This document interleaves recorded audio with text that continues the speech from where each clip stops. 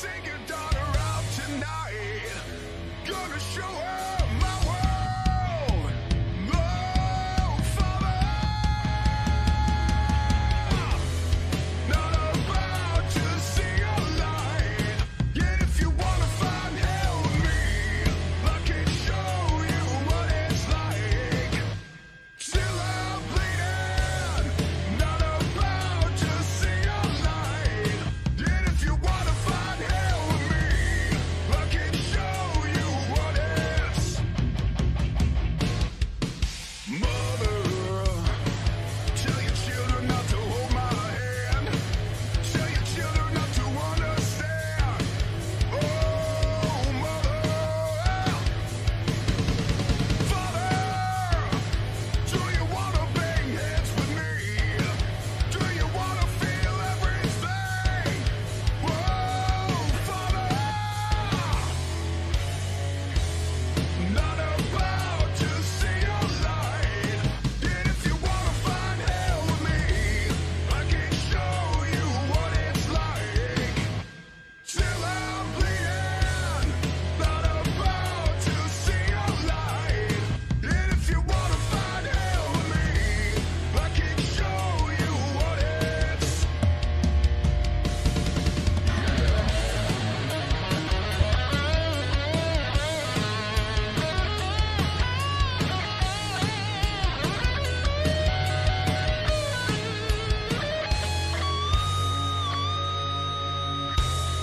Not about to see a light. Yet if you wanna find hell with me, I can show you what it's like. Till I'm bleeding, not about to see a light. Yet if you wanna find hell with me. What is good, you beautiful bunch of savages? It is the primetime PlayStation Grand Prix Season 4 kicking off right here, right now. Joining me in the commentary booth for what is always historic events is the one and only J-Dime TV. And stepping in for this week is the ever mighty Doc. How you doing, brother? Been a while. Good to see you back.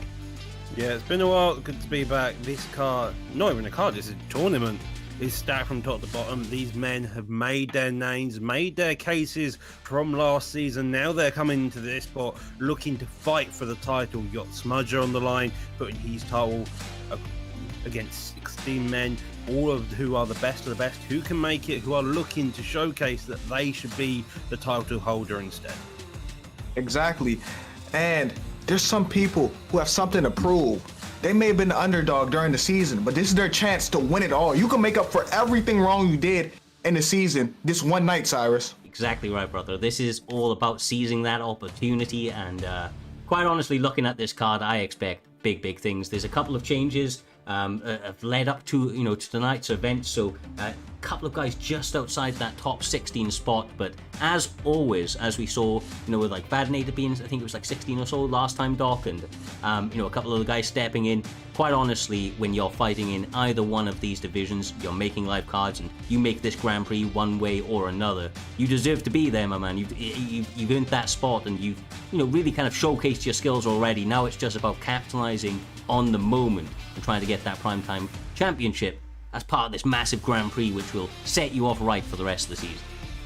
Yeah, exactly. You got to remember, on the Xbox GP, you had the champ lose his very first fight.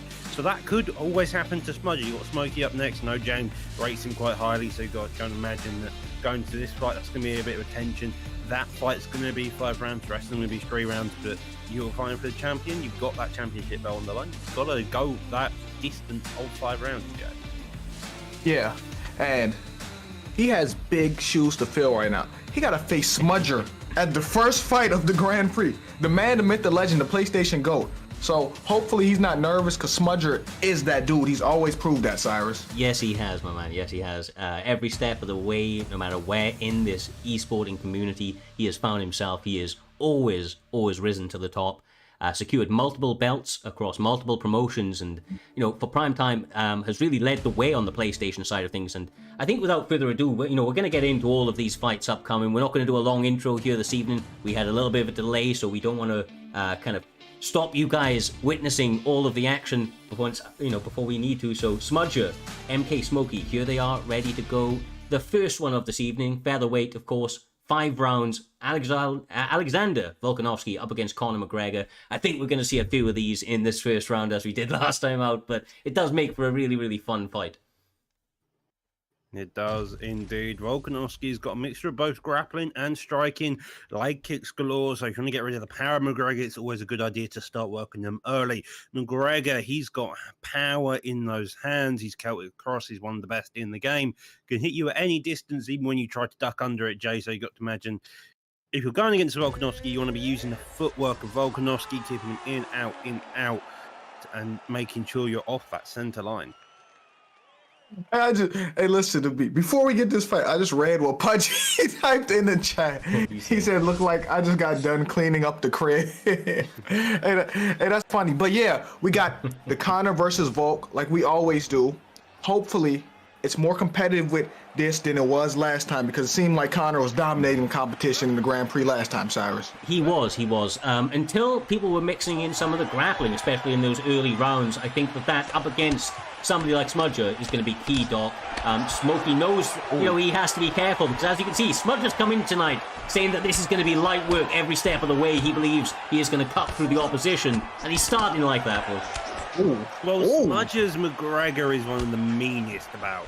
We've seen him countless times within title defenses. He comes out, he plays the game, and he understands that all the right motions and when to fire at each individual McGregor. He's slow, he's patient, he's methodical, and this is probably the quickest I've seen him come out, but I think that's no less due to Smokey wanting to make it dirty, gritty. See, a takedown attempt does get defended, clinch attempt also come in there, ducks under with a straight, but doesn't do that much damage there, Jay. Yeah, and even though Smokey didn't get the takedown, he needs to do this. He needs to mix it up, and he has to shoot on Conor. Do not let Conor just make it a kickboxing match with you, Cyrus. No, exactly right. He did try to shoot a really nice takedown a little bit earlier on, but as to be expected, Doc, Smudger's takedown defense, impeccable, especially at this stage. His ability to set up those shots are beautiful, but he gets caught. Lovely head movement there by McGregor, keeping off that centre line. The overhand nearly coming down through the middle, but doing it. Slipping that jab is nice, but he needs to find a counter hook somewhere out of it. Digging to the body by both men, keeping that distance a bit more. Smudger and the pressure, though, it's working in his favour. He did get stunned earlier on, but so far, it does seem like the more comfortable one leading the fight here, Joe. Yeah, but good thing for Smokey that he got the stun, because he'd be losing the round if he didn't, but he can't get carried away because Smudger's going to stay composed at all times, Cyrus. Yeah, I mean, look, right now what he's done is he's just reminded Smudger that he is human. He came in here thinking that he was going to blow through the competition. Smokey, obviously this is a seed-based, was one of the lower-ranked guys that got an opportunity to come into this, where I think he was 16th, right, Doc? Or in or around that level. So he gets an opportunity to compete for the belt now. This is his best opportunity. Catch Smudger when he's got very little footage on him, when he doesn't really know what he brings to the table, and if he can do it now, he's in for a great run-in for the rest of the Grand Prix. Yeah, well, he gets the takedown. Been wanting that since the beginning of the round. A minute left to work. Does go for the top mount. Gets denied. RNC is banned from this position. Got to be looking for maybe a back mount. Backside can get that ground and pound. It's a very dangerous position if you can read your opponent's defense, land the shots. But the difficulty is sometimes you do risk getting reversed into side control. That's a massive deny, Jay. Yeah, and this is the thing Smokey got going for him. It's the unknown. There's not much footage on him, so he can kind of, he can kind of fight how you want to fight, and Smudger has to adjust, Cyrus. Exactly right, and that's the thing that Smudger's done so well throughout his entire run. Like I said, in the community, is his ability to adjust to his opponents. He just kind of goes out there, does what he wants, and then in the process downloads what his opponents are reacting to, and kind of what they're throwing out there. It's what's made him a champion more often than not. But right now, I have to say, Smokey has, made his own adjustments, Doc. He did it very, very early, wasn't going his way in the striking, mixed it up a little bit, and then exploded with a couple of massive combinations that straight into the lead overhand. Absolutely impeccable. Gets his attention and puts him in a good run-in for the rest of this fight. Yeah, so he's got the stun within that first round, got a bit of grappling, so he kind of gets a gist of how Smudger's going to fight. He's got the stun, which is probably won in the round because they were trading a bunch of significant strikes. However, you look at overall head health, it definitely goes into the favour of Smudger. As I say that, a lovely overhand gets landed there. That seems to be Smokey's bread and butter here. But it's shots like that, it's little combos like that, it's just Smudger staying calm, knowing the right shots to throw that's giving Smokey here all the issues, Jay. Yeah, and even though he got the stun, Smudger is the one who got his head health low. He's the one doing the damage, pushing the pace right now, Cyrus. Truly, bro. He's doing a great job of, being aggressive, purely aggressive. I love his ability to recognize where he is in the cage, trying to reset to that center, time and time again. It's keeping Smokey on the back foot, and it's making him play second fiddle. God damn. Oh, Can he do this? Far a lot either. That was he stayed composed. He knew he got the stun, knew he could get damage off. He didn't push the pace because he knew the head movement was going to be there. Volkanovski was going to keep his head off that center line, which is exactly what you want to be doing when you're fighting a McGregor. But so far, it does seem to be leading towards Smudger's fight here. the Matrix. But yeah, but Smokey is in the stage where he's damn near panic wrestling because his head's getting punched off right now, Cyrus. It is, man. That left hand, especially when he sets up everything behind the jab with Smudger here this evening, doing it very, very well. But it is opening up a couple of counters from Smokey that he's trying to capitalize on. A couple of feints being mixed in there as well, Doc. Very, very nice. We'll have to see how this one plays out over the next 2 minutes or so. So one of the most interesting techniques to draw from here right now is the use of Smudger's jab. You can see it being used, you can see it being sidestepped, but there you go, that hook, that lead hook is being killer for Smudger so far. He's clipped him, he's got 2 stuns, I think, off of it from Volkanovski. It's just, he's setting up with the jab, he's making him think, okay, I need to get my head off that center line, and he's just letting him fall into that lead hook. Yeah, you're right. You're right about that. And he's throwing that jab just so he can move his head, so he could get him into that lead hook. Bro, excellent adjustments from Smokey. He is starting to throw this straight into the lead hook, interrupting his opponent as he's marching forward with that jab. The timing on it has to be perfect because, as you can see, the combinations coming back at him from Smudger are relentless, Doc. Yeah, he's staying calm and patient. He's coming forward, he's not trying anything, he's thinking, okay, he's in front of me, I need to throw something. When he doesn't, he can just stand there a bit himself. Rear hook finally landing for Smudger. Does a bit of damage. That head health, though, that's looking like it's going to become an issue if this fight gets into round 3. Couple of the jabs on that block, lead hook coming forward as well, ducking under. Who gets it? Ooh. Listen, he's not making this easy for Smudger at all. Smokey is showing him he came to play, and it's the great thing about the Grand Prix. Some of the dark horses can give some of the greats problems, Cyrus. He can, man. It's all about stylistic matchups, and I have to say, right, I think Smudger's won the majority of these rounds, but the biggest moments, the most impactful moments, have come in the way of the challenger, which is interesting to note because it means that even though Smudger may be kind of winning the more minutes in these fights, Doc, and landing big damage of his own, those stuns, those knockdowns coming from Smokey might be putting him ahead. Ooh. Yeah, he's having great success overall so far. If you're Smokey, I think he needs to go back to the grappling. Work that side a bit more because he had a bit of success with that. Choose to takedown does get denied. Takedown defense is impeccable. It is. I mean, it's Smudger. You gotta imagine how many takedowns he's had to defend over the course of his title reign, though, to be fair. Yeah, he does like to fight. Oh my goodness, I could have been a little bit more. He fights like, almost like Izzy, his main pick. He picks Izzy a lot. A lot of people do shoot the takedowns, but the thing about him, though, is that, we've seen him fight as the Usman, so he can grapple a lot, and I think that's why, kind of almost like a Chuck Liddell sort of figure out here, Jay, people find it hard to take him down. That uppercut nearly was the death of Volkanovski. Oh my goodness. This is near. Like it's going to be it. Yeah, the death is. And still, the crazy thing is about that is, Smokey put on a good account for himself. It's just Smudger. It's Smudger. He's that dude, Cyrus. He is, man. He is. Look, he said he was going to come out here and make it look easy. Didn't quite go that way, right? He was definitely winning the fight outside of the big rocks and stun. Smokey, as you said, put on a fantastic account of himself. But ultimately the champion reigns true, at least in this one, advances onto the next stage, Doc, in a big way. That's how the champ wanted to start out. Obviously, wants to get that first W under his belt, one step closer to verifying the rumors that he is the GOAT on PlayStation. And I mean, he did it in a big way, had to bounce back from some adversity. I can't think of a more perfect way than being tested in that first round to really show what he's about here this evening. Yeah, no, he looked very impressive. Again, he looked like Smudger of old, and he put on a fantastic performance. Got a lot of takedowns, defense, kept that distance, used McGregor how you're meant to be using McGregor. Aggressive, counter pressure. The way he used his lead hook was perfection. But, Jay, if you look at our next fight we got, which Word Life versus B3 Wavy, Word Life has a win over Smudger. Does have a win over Smudger. That shows styles make fights too. But I feel like, I know this is based on seeding, but I feel like y'all put 2B3 guys together on purpose because you know what type of fight it's going to be. Do you know what? The funny thing is, if you, I shouldn't have switched across from there, from the graphic, but there's a couple. It happened last week as well, where we had camp v campmate in that first round on a good number of occasions.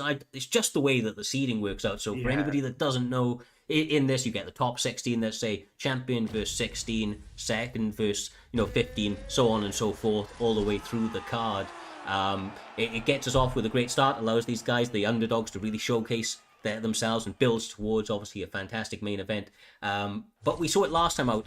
Bad Nader came through seed number 16, ended up the champion from the first round all the way to the last. One of these guys right now going to have the opportunity, Jay, gonna have the goddamn opportunity to fight for that championship next. And these guys fight with all hell's fury, so I don't expect it's gonna last long. Well, yeah, a man who's got elbows for days, kicking for days included. Cater, on the other hand, a boxing mastermind, apart from when he had to fight Max Holloway. Ooh. Now those starting off very quickly there, Jay, just engaging with each other as much as they can. The straight seem to be the main shot of Word Life, but he lands a beautiful head kick. Yeah, the former champion. He wants that belt back at all costs, and right now, it can change, but he's beating Wavy like he stole something, Cyrus. He's going out there, like I said, with all hell's fury. That is what B3 boys fight with, a zero backwards movement, all combinations. Oh my! What is gassing out from the amount of shots he's through, trying to break through Yair's block. Switch stance from Wavy, hopefully trying to get a different angle. Does get a lovely combo body kick there, but again, Word Life happy to stand in his middle and just rule. He's won 2 of the engagements so far, 2 knockdowns in his favour. Got to imagine his head health isn't doing much better as he just manages to duck under a head kick. Jesus.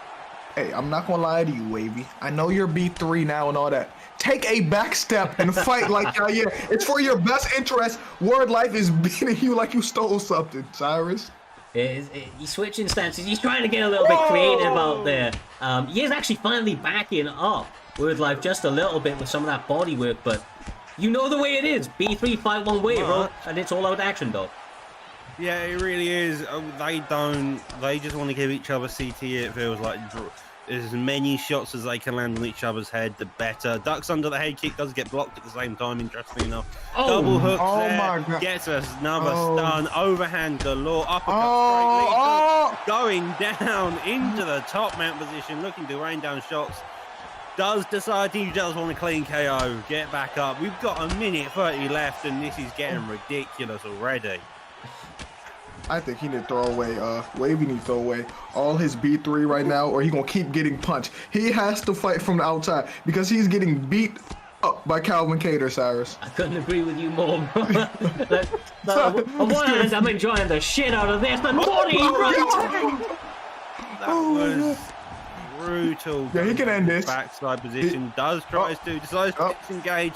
He wants to give more punishment to poor Wavy here. Wavy's standing his ground, respect to him. Oh my God! Jesus. Jesus. Man's got hands, maybe fire of the night, knockout of the night, all in one. I mean, fuck, man, that's That's left me a bit speechless. I ain't gonna lie, Jay. That was brutal and beautiful all at the same time. See that hook coming over the top, slips off the center line, clips him. Wow. Yeah. He beat him like that wasn't his teammate. Like there's some real animosity there. Oh, god damn. Maybe settling some grievances. If I know the B3 boys, though, that was just all about game competition and showcasing what the B3 is all about. What a goddamn performance from Word Life, though. Who now, I mean, if you weren't hyped already, the next set or the next round, if you will, Doc, the very first fight of that set is going to be for a title.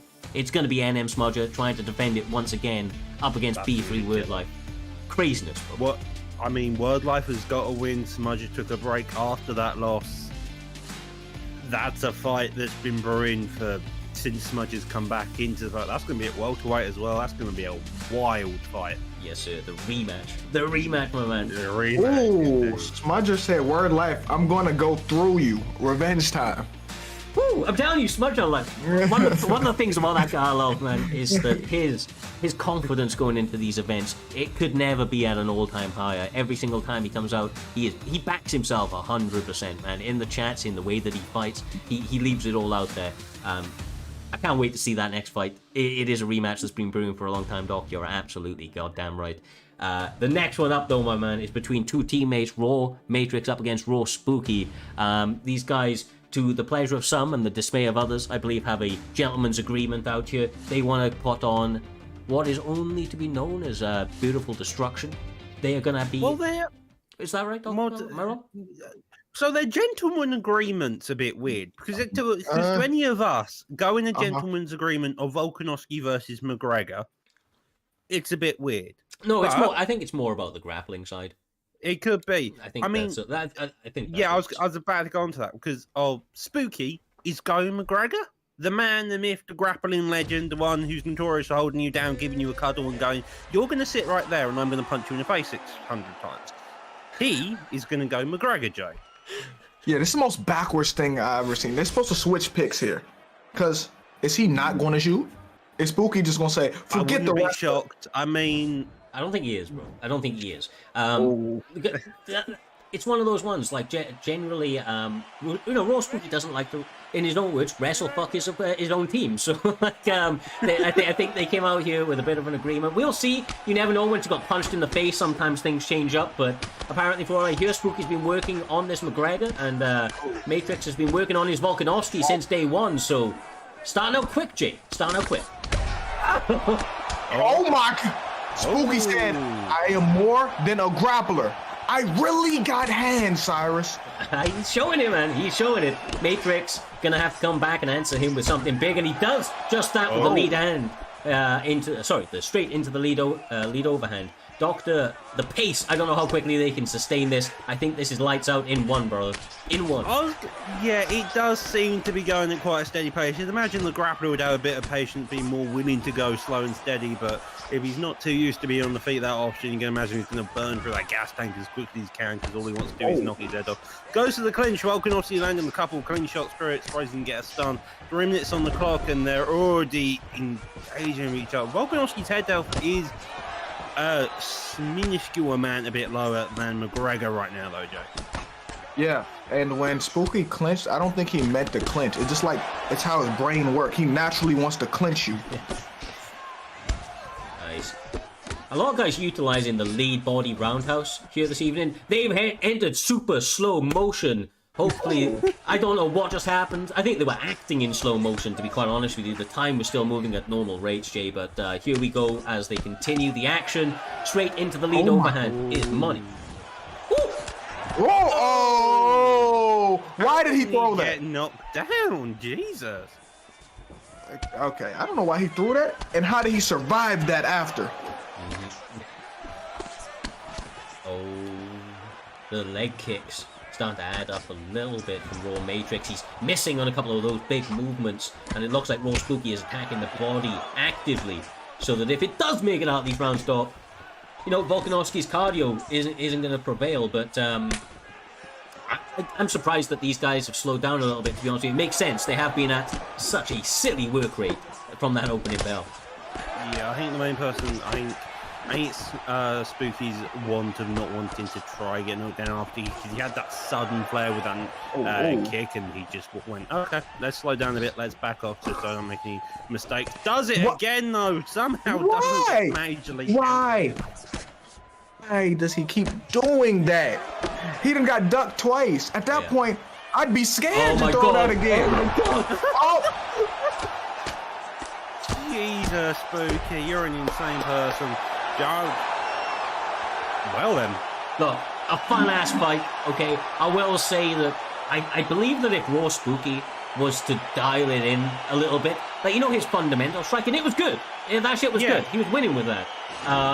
You know, really, really giving Raw Matrix some tough times, but then I think a little bit of confidence when you don't strike as your primary doc. You're going to kind of probably attest to this as somebody that moved across from a grappler into a striker. The flashiness, sometimes you get a little carried away with it, and I feel like that's what bit him here this evening. But either way, fun-ass fight. Raw Matrix progressing to that next round. Yep, they're looking good across the board. Matrix showing some superb striking, good openings to find the counters. Now he's going to pull that off in his next fight. Should be interesting. Spooky, though, did put on a good performance, made times tough. But who will Matrix fight up next? You got Vuck, or I believe it's TK Joss. I think it's STK Storm, if I'm not mistaken. Yeah, that's what I'm hearing from the back. This is one of the small adjustments from the graphic that you have seen before. These guys are just getting set up as we speak, I do believe. But yeah, Vuck up next, up against Storm. Now, Vuck, a former champion, J-Dun. Not only a former champion, the most improved fighter of 2022, securing that primetime gold early in 2023. He is hungry and ready to get that gold back if he can get a couple of wins here this evening. Obviously, this one being the first one over Storm, then he's on the right tracks. But with Storm coming in short notice, no, that's a big opportunity for him here this evening that 24 hours ago he didn't even know that he had. That's crazy. Storm can show up, and if he win, he can make a splash. He just showed up out of nowhere. And you know, Vuck, that boy motivated right now. He lost that belt, and he hasn't captured it since he lost it. So you know he has a chip on his shoulder right now, Doc. Yeah, you got to imagine he ain't going to be that happy about it. He wants to prove that he can do it. So Storm in as a last notice replacement. He's going to be wanting important performance of a lifetime here. Holloway's a good pick. He's got cardio for days. 5 stars. He goes by the method of death by 1,000 cuts. So you do have to be quite constant and consistent. Aldo, on the other hand, still check. So Max Holloway probably not going to be throwing many leg kicks, you got to imagine. But the lead hook of Aldo is definitely one of his main weapons here tonight. Yeah, he's adjusting the audio levels, guys. Whew, well, I'm interested. It's the first time we haven't seen Conor McGregor, and it's the first time we have not seen Alexander Volkanovski. No, we saw. No, we see Yair against Kato. Yeah, sorry, we saw my bad. B3 on B3 action there. Will this be similar? Uh-oh.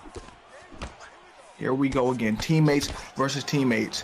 The third. Oh, is it? Never mind. Are they teammates? No. Why did I say that? No, I forgot. Vuck left NBK. I got the K's mixed up.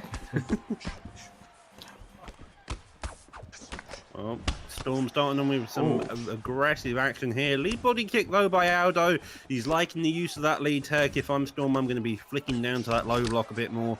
Try and get a couple of leg kicks out just to dissuade Aldo from doing it. And if that reduces Aldo's power along the way, it's going to even favour him even more. Now, though, the lead hook does split it down a bit more there, but the uppercut pull back there and engagement also following suit. Both of these guys just really wanting to keep on a very high pace here, it looks, Joe. Yeah, but who can really sustain it? Max Holloway is known for that pace, so this really benefits Max having a high pace, Cyrus. Yeah, definitely so. I mean, look, it's the same sort of game plan going up against a McGregor as it is going up against an Aldo, which is be careful in those opening couple of rounds, but I do feel like with the kicks that Aldo has, that Muay Thai base, he can attack the body very, very heavily, but it's all about what Holloway approaches this fight as, or how he approaches this fight. And so far, I feel like he's got the right sort of game plan, Doc. Yeah, he's got the right game plan of sorts. Aldo's behind that black line, getting pressured. He's having difficulty really finding everything, and all the big counters are going into the favour of Holloway. Ooh. I just think if I'm either one of these guys, I'm going to do a bit more of the body work, maybe work that stamina. Aldo, though, decides to switch it up, gets a takedown now, looking for to go into side control, but Max Holloway getting back up into the feet here. Ooh, nice. And you see how Aldo's stamina's starting to get low from this pace. He's having success of his own, but I'm worried about that stamina because Aldo can't maintain this pace, Cyrus. Yeah, I agree. Unless Aldo starts really tagging to the body, which is like one of his key things, right? That lead body hook is absolutely perfect. Does a lot of damage. Of course, he has the switch, especially within this stance as well, Doc. I'd be interested to see. Obviously, oh my goodness! Oh, that is big. His leg is... Aldo leg being messed up is the most opposite thing I've ever seen. Yeah, I thought he had steel checks, right? Like Aldo, not Holloway, but Holloway's obviously been working on that Muay Thai, and it's paying off. Now digging to the leg a bit himself there. The block, though, of Holloway has been used quite a lot, and as you can see, it is basically gone after like 2 shots. And so if you're Volkanovski, no, not your Volkanovski, you're Aldo here, you want to be throwing a couple of shots and looking to get around that block, maybe throw a hook, a jab straight lead hook, maybe an idea, a jab straight head kick even, just to get through that block. That head health is also low, and that does take quite a lot of a shots to get someone like Max Holloway's head health like this. Yeah, I agree with you 100%. Because Max Holloway block is toast, and them shots are going through his block, so he got to keep pressing going forward and maybe stunning him, because if not, Max is going to drain his stamina, Cyrus. Yes, sir. And you can already see the effects of that beautiful sidestep into the lead hook. Oh my God! Starting out this round with a furious pace. May he get the finish right here? We are about to find out. Storm. All-out action right now. Yeah. Switch hit coming through fruition there. Lead hook straight following suit. Body kick, elbow, uppercut, just landing. If I'm Volk, I'm coming forward. I'm not like he's so far been quite off the back foot. That up kick, it saves more people. Honestly, saves more lives than seatbelts. It is unreal right now, the pace. Vuk Gaming, though, of course, was most improved to 2022 for a reason. It was his ability to make adjustments. He's trying to do that with some takedowns here, Jay, but it's just non-stop from Storm. Non-stop, man. Yeah, he's going to have to improve some more if he want to win this fight. I'm not going to lie to you, Cyrus. Oof. Well, he is not counting himself out with that head health. It is battered. And he is what a finish, man. What a finish. And what a performance from Storm, who less than an hour ago wasn't competing, Doctor. You know better than most because you've been working with the guys in the back and the wrangling and that. This guy did not know that he was fighting. He takes it on short notice and he beats Vuk, one of the more highly ranked guys. Now that is not, if that's not a perfect start to the competition, I don't know what is. Yeah, he just pulled out, did fantastic job, short notice, and put on one hell of a fight there. That was impressive. Like, coming out here on short notice, people have done this countless times, and to come out and be and win the fight, that's definitely impressive, especially when you weren't even in the idea of being in the GP to begin with, but then suddenly he comes in, does the job, gets it done, figures, okay, I'm going to put the pressure on, I'm going to make this tough times extremely tough to Vuk, and then he just struggles to come back. Yes, sir. Now, Jay, that is the left-hand side of the bracket, well and truly secured. It moves us on beautifully to the right-hand side of the bracket. Up next, we will be having rank number 2 from last season, CV, a guy that burst onto the scene. I know that you're very, very familiar with this man and the types of beautiful destruction that he brings to this cage. He is stepping in there once again against a guy that is honestly the perfect dance partner for this fight here this evening. It is B3 Gemini, who much like Storm, accepted this fight on a very, very short window of time, just outside of that 16 bracket, gets this opportunity on short notice and is looking to answer it. And what a better way than against the number 2 guy of the entirety of last season. Yeah, this is interesting because CV, for the most part, has done whatever he wanted in prime time since he got here, with the exception of Smudger. and Gemini is really the underdog in this, but if he upset him, that would bring on crazy momentum for him, and people would look at him a little different if he won this fight. Yeah, exactly right. I mean, look, let's be honest, right? Gemini is a guy that has competed on Xbox. He's competed on PlayStation. He's had some really good highs out there, Doctor. Has beaten top flight competition. I believe he's also been in 1 or 2 title challenging positions, but has never quite secured that gold. CV, on the other hand, has tasted that gold, wants to reclaim it, so there's a different kind of level of hunger from this. CV's only been able to become the belt for champion for a short period of time, so obviously I just wonder how that affects either one of these guys in the hunger levels, to finally kind of get themselves in those gold names again. Yeah, it'll be interesting to see. CV, I think he lost his start to Smudger, so he's looking to make it all the way to the end to hopefully fight Smudger, if not the person who beats Smudger, to get that comeback in. Gemini, as you mentioned, he's an interesting guy. Hasn't yet tasted gold, had a couple of title contentions. He was in the previous PlayStation Grand Prix as well, getting knocked out, I believe, and then coming back in afterwards after we had a couple issues with his opponent of, I think it was Diaz, WST Diaz. His internet went out, and so we ended up having to put Gemini back in. After he won, he was winning the fight, interestingly. He made one mistake with an overhand and got knocked cleaned out. So hopefully, I don't think he's planning on making that mistake this time around. Probably going to be a bit more cautious, a bit more calm and collected. Yeah, well, honestly, in the entirety, we have a couple of moments here as these guys are getting set up.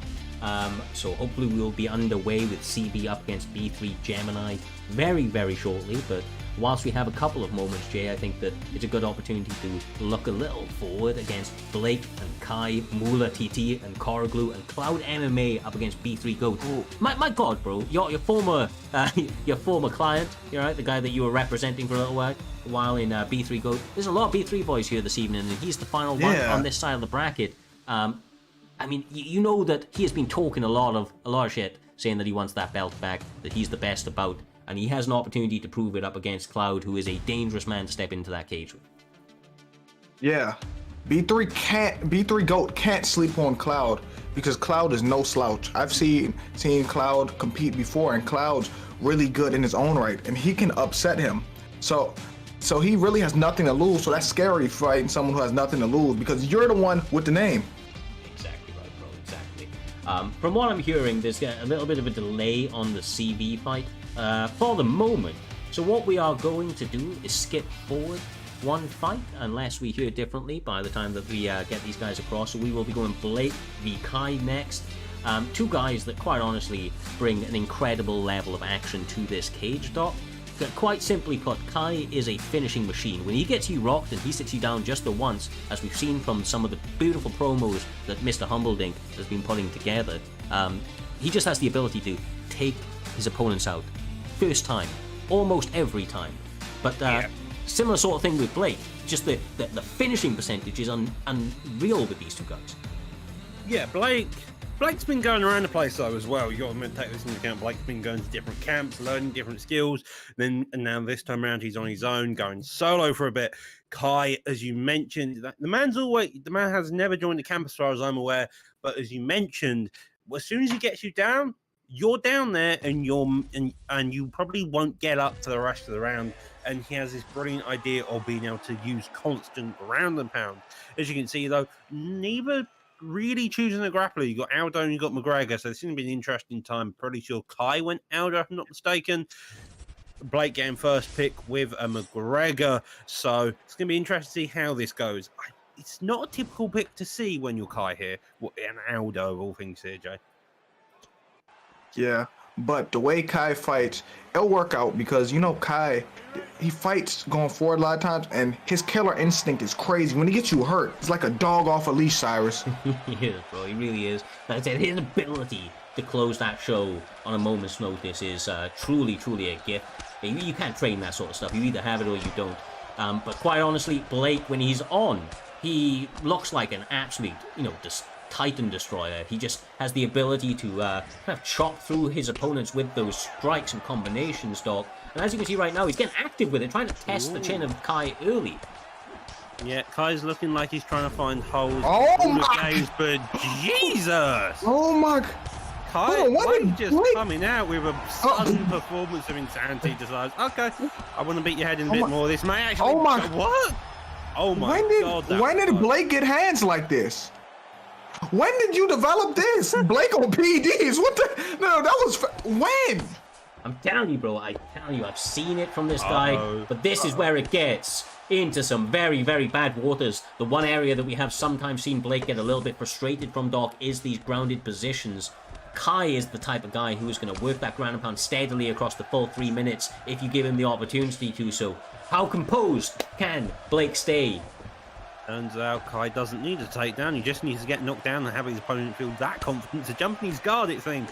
Now putting the pressure on, Kai is the one who's down so far this round. McGregor back to this pressure style, that straight landing clean each time. Seats going down the middle. I'm pretty sure a sidestep called the first knockdown of Blake. So if I'm Kai, I'm probably going to reduce a bit of that and I'm going to really just try to slow the pace down here, Joe. Yeah, but the problem is, Kai likes to fight fast a lot of times. He likes to be the one pressing, but I'm not gonna lie, Blake look like he on every type of PED right now, Cyrus. Yes, sir. That teep as well, just perfectly timed. It's like he can see the Nice. future at the moment, but Kai keeping things unorthodox, starting to really load up on those combinations. But my goodness, Blake just does not stop with this shit. Oh. Blake doesn't care. He's come forward. He's putting the pain on at all center moments. Kai against the cage, trying his damnedest, trying to get out of it, having difficulty. There's a front kick there, blocks that, slips off to the side, stays calm in all aspects. Uppercut being fired. A minute left on the clock, and you've got to imagine if you're either one of these. If you're Blake, actually, you probably need to slow down a bit because that stamina tank may not hold it. Yeah, slow down. You've won this round. Now Kai's starting to get momentum. Slow down. He's playing like his heart is racing, Cyrus. Yes, sir. You start to, like, honestly, people sometimes hating it, but utilize that clinch, right, to like really slow it down, man. When they walk into your range, clinch them up, try to make it a little dirty because you are ahead. And ultimately, at this stage, you just want to, not burn any more of the stamina. Let the strikes present themselves. But with the pace of this first round, I don't see Aldo or Connor being able to sustain it. But as we've seen from many of these guys here this evening, and quite honestly, as shown by our 90-odd% finish rate over the entirety of 2022, these guys don't look to go into that third, fourth, and fifth round very, very often, Jay. They are trying to take each other's lights out instantly, as you can see. Yeah, but Blake needs to not get carried away. He needs to put his foot on the gas with smart pressure because Kai started to have success in the late rounds. Oh my God, he's back on the ground again. Early rounds, Kai's Oh my- defense evidently is still getting back to where it needs to be, and Blake is just capitalizing on it each and every time, getting Oh, knocked down God. again, gets another Oh stun, my digs down God. to the body, digs up Oh. top, digs again, up and down in all the ways possible. Oh Looks my- there, straight lands, now Yo. going for the finish. Blake is beating him like he stole something right now. Knees to the body as well, really mixing it up. This is the absolutely legendary Blake we have seen in the past. But Kai takes him down into side control, Doctor, and already gets a denial. This is with a panic that we saw in the past. He needs to compose himself, and he does! No, he's composed. He's composed. You said he needed to do it. He composed himself. And gets to deny himself. Oh my Kai God. evidently frustrated. Another Oh my deny. He's holding is his perfect. side control. Oh my This God. is Blake Oh is my. on something. This is absolutely perfect for Blake, Oh answering so many my. questions here this evening. Oh Kai my goodness. actually getting frustrated himself by the looks of things, does manage to get into half guard, but he is not out of the woods yet as he gets called back to the feet, Jay. Oh my God. What Blake, is going this is crazy. on? It looks like a mythical character right now, Doc. He does. He looks. I mean, this is okay. I'm going to draw a conclusion here. If people remember how Fad fought in his fight against against Naz, That was a perfect performance. I rewatched that. that. No, this is what this is reminding me of. Oh It's my just God. everything is going right, holding that side control, now digging down, looking for this ground pound and gets the finish. Oh my A Kai God. rage quit to end the Oh my night. goodness. Oh my God, that Hey-ho! was an impressive performance from Blake. Blake coming out, getting knockdowns early, showing he can wrestle in that second round, holding that side control, getting that finish, getting that knockdown, putting on one of the best performances I think I've ever seen from him. That was Crazy. immense. Yeah, what had Blake been up to? He like just came back and was like a mythical character. Like this was a perfect performance. He didn't take a wrong step. Yeah, I mean, genuinely could not have gone more better for that man right there. He advances on to the next one, either fighting Gemini or CV. Hopefully, we will get back to that one very, very shortly. But up next, my goodness, Jay, it is Moolah TT up against Vex Corrigal, the only Vex guy of this evening. But I'm telling you something, those Vex boys, they fight with a sort of calculated aggression that you really love to see in that cage. And similar sort of thing with the TT boys. I do feel like the TT guys, they're really, really well rounded. They like to fight aggressively. From what I've seen, Vex are more just kind of anti-grapple and kind of forward pressure, throwing those hands. So I feel like these guys match up absolutely perfectly. We are seeing the traditional matchup as well of Volkanovski up against this the old McGregor this time, the the younger one. Okay. Oh, what did that say? Oh yeah. Okay, so my expectations right now, they're in lightweight, right? No, they're feather. Featherweight. They're feather. My bad, I couldn't read that. My expectations are really high after what I just seen. What, Corrigal? Yeah, I think, yeah, I do like having that performance put on. You do hold very high expectations. I wouldn't expect anything less, OJ. Both of these guys have had to make their names for themselves within this league to get to the point where they're at. So you only expect the best of the best to show up to put on a performance. And so far, not a single fight hasn't delivered. It is, as coined by our friend Bane himself, the primetime guarantee, bro. It is a real thing. That thing was kind of spoke into reality right there, right then, and the finish rates continue to deliver. These guys continue to put on performances unlike anywhere else in this space. And as you can see from the opening bell, Jay, they're going to get to it. Combinations are flying from both guys. Yeah, and I don't know how to explain it. When it's a Grand Prix, it brings out the best out of people. Like, we always see the best version of every fighter, Doc. Yeah, well, Moolah deciding, okay, I'm going to take you down to the ground. I'm going to stay calm, composed. I know McGregor's really good on the feet, so let's wrestle. Corrigal, though, managed to get the switch over into the half guard now. He tries to go to side control, does get denied. Builds up the stand, takes the back, could easily go for the momentum transition, decides not to. And so here we are now with Volkanovski again on top. Yeah, and this is exactly what you want to see out of a Volkanovski player. Oh Mixing my up God. the grappling early, getting some denials off, and actually making this incredibly difficult for Corrigal. Moolah looking like a man possessed, Jay. He looks like a smart man right now. He decided not to stand with Connor the whole time. He's making this a grappling match. Smart guy, Doc. Yeah, making a grappling match, staying calm and composed is what Moolah needs to be doing. Does decide to ditch it. Still in top mount and can rain down these shots. Those are some heavy shots landing. A couple of block shots there as well, though. But Moolah realizing, okay, don't need to waste the entirety of my gas tank. And he's calm and composed. Oh. God damn, these combinations adding up. This top mount is savage right now. He takes those shots and he, manages to work out the position. But my goodness, Moolah straight back over there, Jay. Oh my no, he's stuck. That's what's happening. He's stuck and he's getting mauled by Volkanovski right now. Well. Side control is there and an option going into the crucifix, and he secures it. Doc, if he's able to get 1 to 2 denials here, then this may be game over with a minute 40 left on the clock. Yeah, he really is. A couple more shots there, though, by Word Life digging down, making tough difficult as much as he can. Neon Belly coming out here. Now instead, decides top mount is the best option. Does decide to nearly posture up, does get denied, gets... I want to say good watch, but I'm not too sure now. Oh my God. Just digging down the shots onto that block there. Hey, I'm not going to lie to you. Connor needs to survive this round, and he has to do something. I don't know what adjustment he need to make, Cyrus, but he need to do something next round. Yes, sir. This is Leon Edwards up against Gunnar Nelson, round 3. End of the round, just holding on for dear life. Don't let this man finish you. Like I said, Moolah, this is... You know, we've said certain guys have come out and performed out of their socks. This is one of those ones. It's only round 1. I'm not going to count out Koroglu because he stayed composed in these tough spots, but...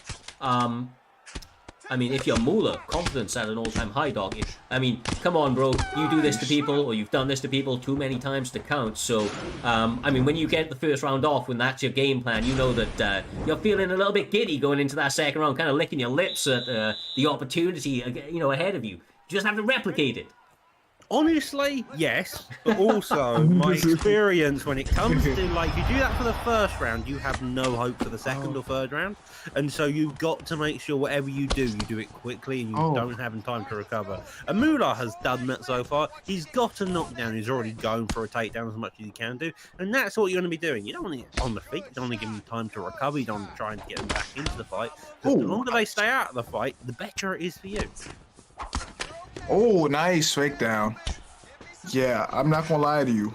Connor needs to stay away from takedowns and clinches at all costs. He got to work a little fast now because this match is not close right now, Cyrus. Yeah, look, I saw instantly from Koroglu, he was looking for those uppercuts. He threw one, and instantly Moolah shot the takedown afterwards. He was like, he's not going to double up on that shit. He is doing absolutely fantastic things right now, all round.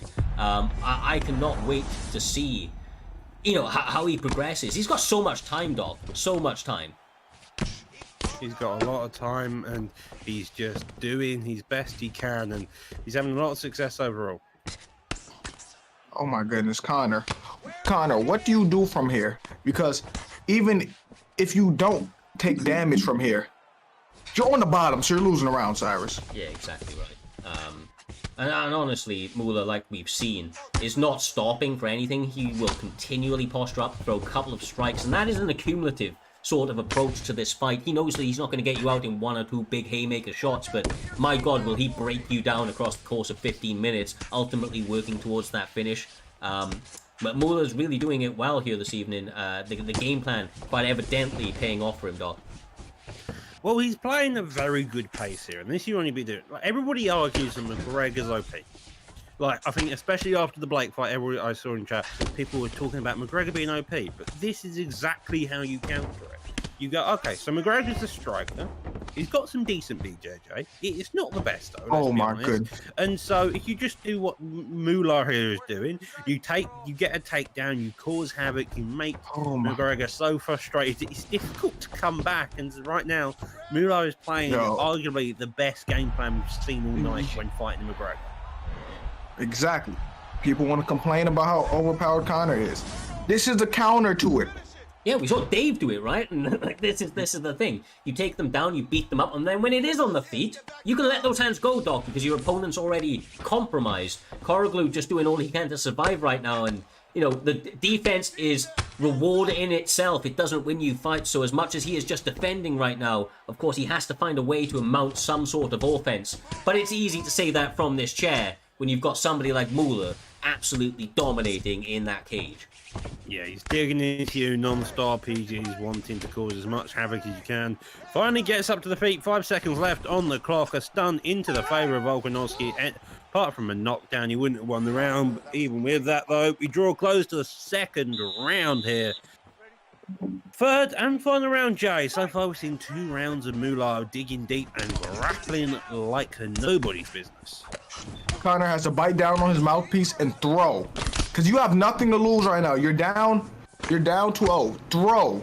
Yeah, exactly right, brother. And he's got the stamina to do it as well. All of that defense has put him in a great position. Oh my goodness! Moolah absolutely here to take souls this evening. Gets the rock, shoots the takedown, Doctor. And he may be on his way to securing the third and final round. It is purely on Koroglu to mount a comeback here. Yeesh. Oh, he's having a fantastic performance. Again, the only issue is, I think, with Moolah's current thing, is he's a bit too much stuck in full guard. Oh. And that's the reason why. Perfect timing, does go for an armbar attempt. This is a risky move. I've got to admit, can easily give up position. Is tracking decently, but decides to ditch on it very early. If I'm Coroglu, I'm looking for the ground and pound as much as you can, and then probably, honestly, get up. Nice. Connor needs to do something right now. Like, he can't just be on top of him. You need a knockout. You have to do some damage from here, Cyrus. Exactly right, bro. Exactly right. The thing is, if he does separate, he knows that another takedown is likely on the horizon, so he needs to get back to the center of the cage, make that takedown a little bit easier to defend. And quite honestly, for my money, Doc, just get those hands going. Oh my gosh. It doesn't really matter. He just does it again. He does it again. But this time he defends, even whilst rocked.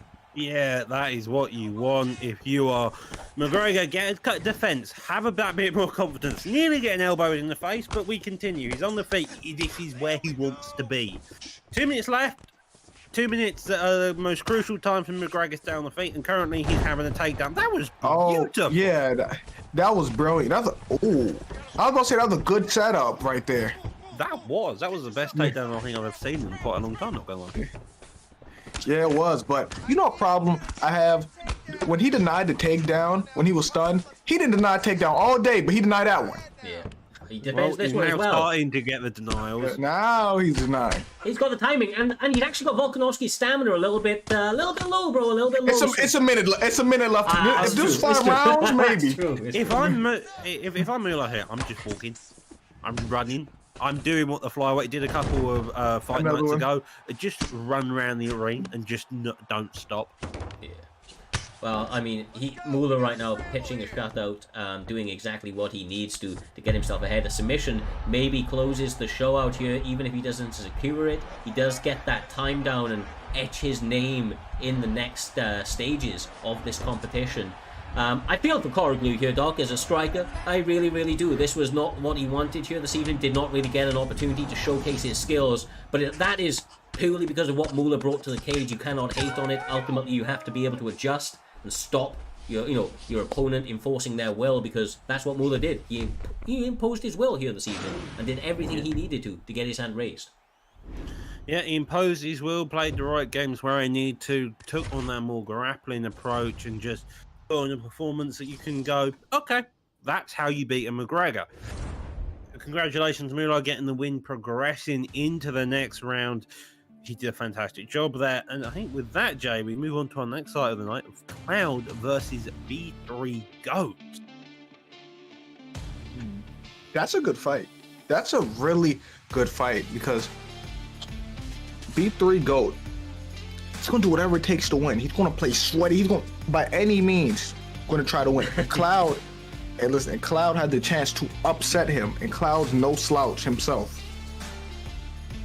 So yeah, I completely agree with you. Gemini is Goat is one of the guys that is really, really active on the PlayStation side of things. He has been in or about those title conversations on more than one occasion. And here this evening, Doc, he wants to not only get that gold, but he wants to do it in style. He wants his name to go down. He wants to live up to his namesake of GOAT.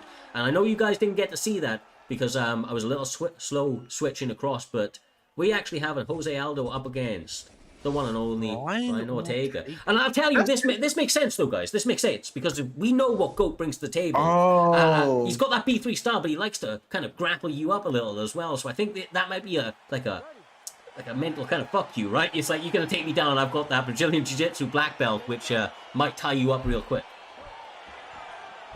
But Cloud likes to grapple too. That's what Cloud likes to grapple. He's a grappler.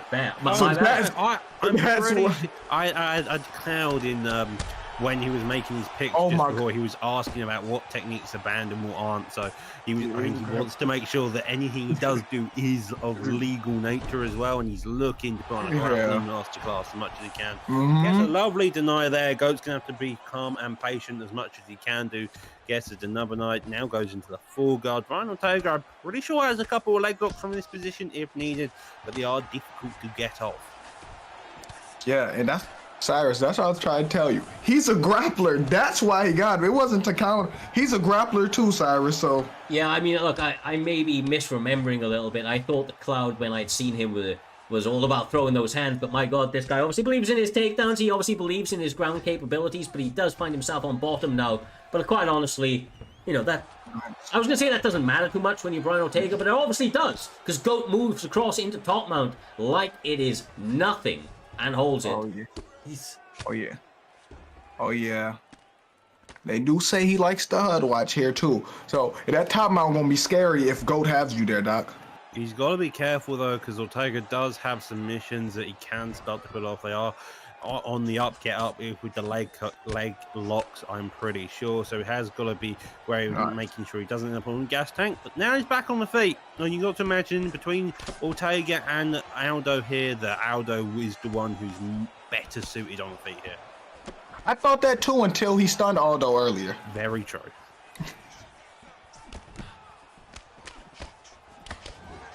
Nice combinations. They're really letting it fly. I wouldn't expect anything less from a B3 guy. Oh my. Cloud's the guy would throw in those real heat in those hands, bro. Brian Ortega. And this is gonna be this low key is gonna be a really banger fight, Cyrus. It is turning out to be just that. These guys are kind of neutralizing each other in the ground positions, and on the feet it is all out combinations. Aldo gets one back off his... Oh no! That is what you want if you're Goat down already from the round, getting that knockdown finally. Fires a body kick there. Sure, it went to the head. He may have actually been able to land a bit more cleanly. But here we are, that jab being established by both members. A minute left on the clock. Ortega is the one looking for a knockdown here, or maybe in a KO if he's lucky enough. But so far, Goat is trying to rain down even more hell here. Yeah, and if this round were to end now, Goat may have stolen off that knockdown when we thought Brian Ortega had that, Cyrus. Oh my God, almost caught him there. The combination's all adding up, man. Like, Goat's head health, non-existent when Ortega's throwing. Same can be said on the other side of the equation. Aldo's head health, well, Brian Ortega's not there when Aldo's throwing. Oh my God! Oh! All he had to do was just keep blocking. Like, the round was going to end. That's where ego gets you in trouble. Oh, bro. 20-5 significant strikes I will on the stat cards. Those scorecards show a lot different fight to what we are seeing. The elbow coming out after he gets stunned, hoping to get a pull counter, but instead that uppercut clipping just at the end with a little taunt.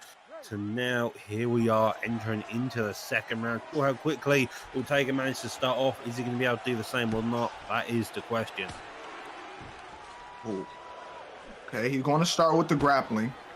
But, I think Brian Ortega needs to do some damage because Aldo's starting to get momentum. He's starting to let them hands fly, Cyrus. Yes, he is. Oh, my goodness. Oh, my God. Oh! Really letting them fly. And this might be it. 1 or 2 punches away. Oh! Yeah, one of the biggest issues when using Ortega is he's a lovely fighter overall. He's fantastic to use in ground games, impeccable. However, the man has no takedowns for the most part, so it makes it incredibly difficult to actually get your opponent down with him. Yeah, and shout out to Shootboxer Grappler for all these gifted subs he's given to Primetime MMA. We appreciate the love, and I look down and he's on the ground. Yeah. He's only wanting to show Shootbox how to grapple so far. Yeah, shout out to Box, the Grappler, man. Guy's a legend coming through. Quite honestly, though, these guys right here, right? This is a really, really technical matchup, no matter where the fight, on the feet, they're all kind of hands, but you can see that these guys have worked these combinations. They understand the range that they are fighting in, Doc. And it's what's leading to such, kind of do-or-die sort of moments as they find themselves now in what for many may have been a little bit of a slow position because of no RNC, but Ortega is dangerous no matter the sub, no matter the position. Yeah, Ortega is definitely trying to find a home. He's managed to hold it down now for about a minute. He's got another 2 minutes left to go. Now looking for this ground and pound to try and get that head health even. As you can see, it's going into the favour of Goat. The stamina is also going into the favour. Not too much so that it makes it a difficult time grappling. But with defence like what Aldo is putting off right now, Ortega's going to struggle to really find a home for any of his shots or maybe in submissions right now. Man, Brian Ortega needs to do something. He needs to... More than this, he need to do some damage because he's been put down, and the damage on all those sides, Cyrus. Yeah, exactly. the head movement, they're just kind of really living or dying by that sword right now. They are trying to work every aspect of mixed martial arts, causing damage. Beyblade spin to win gets him. Oh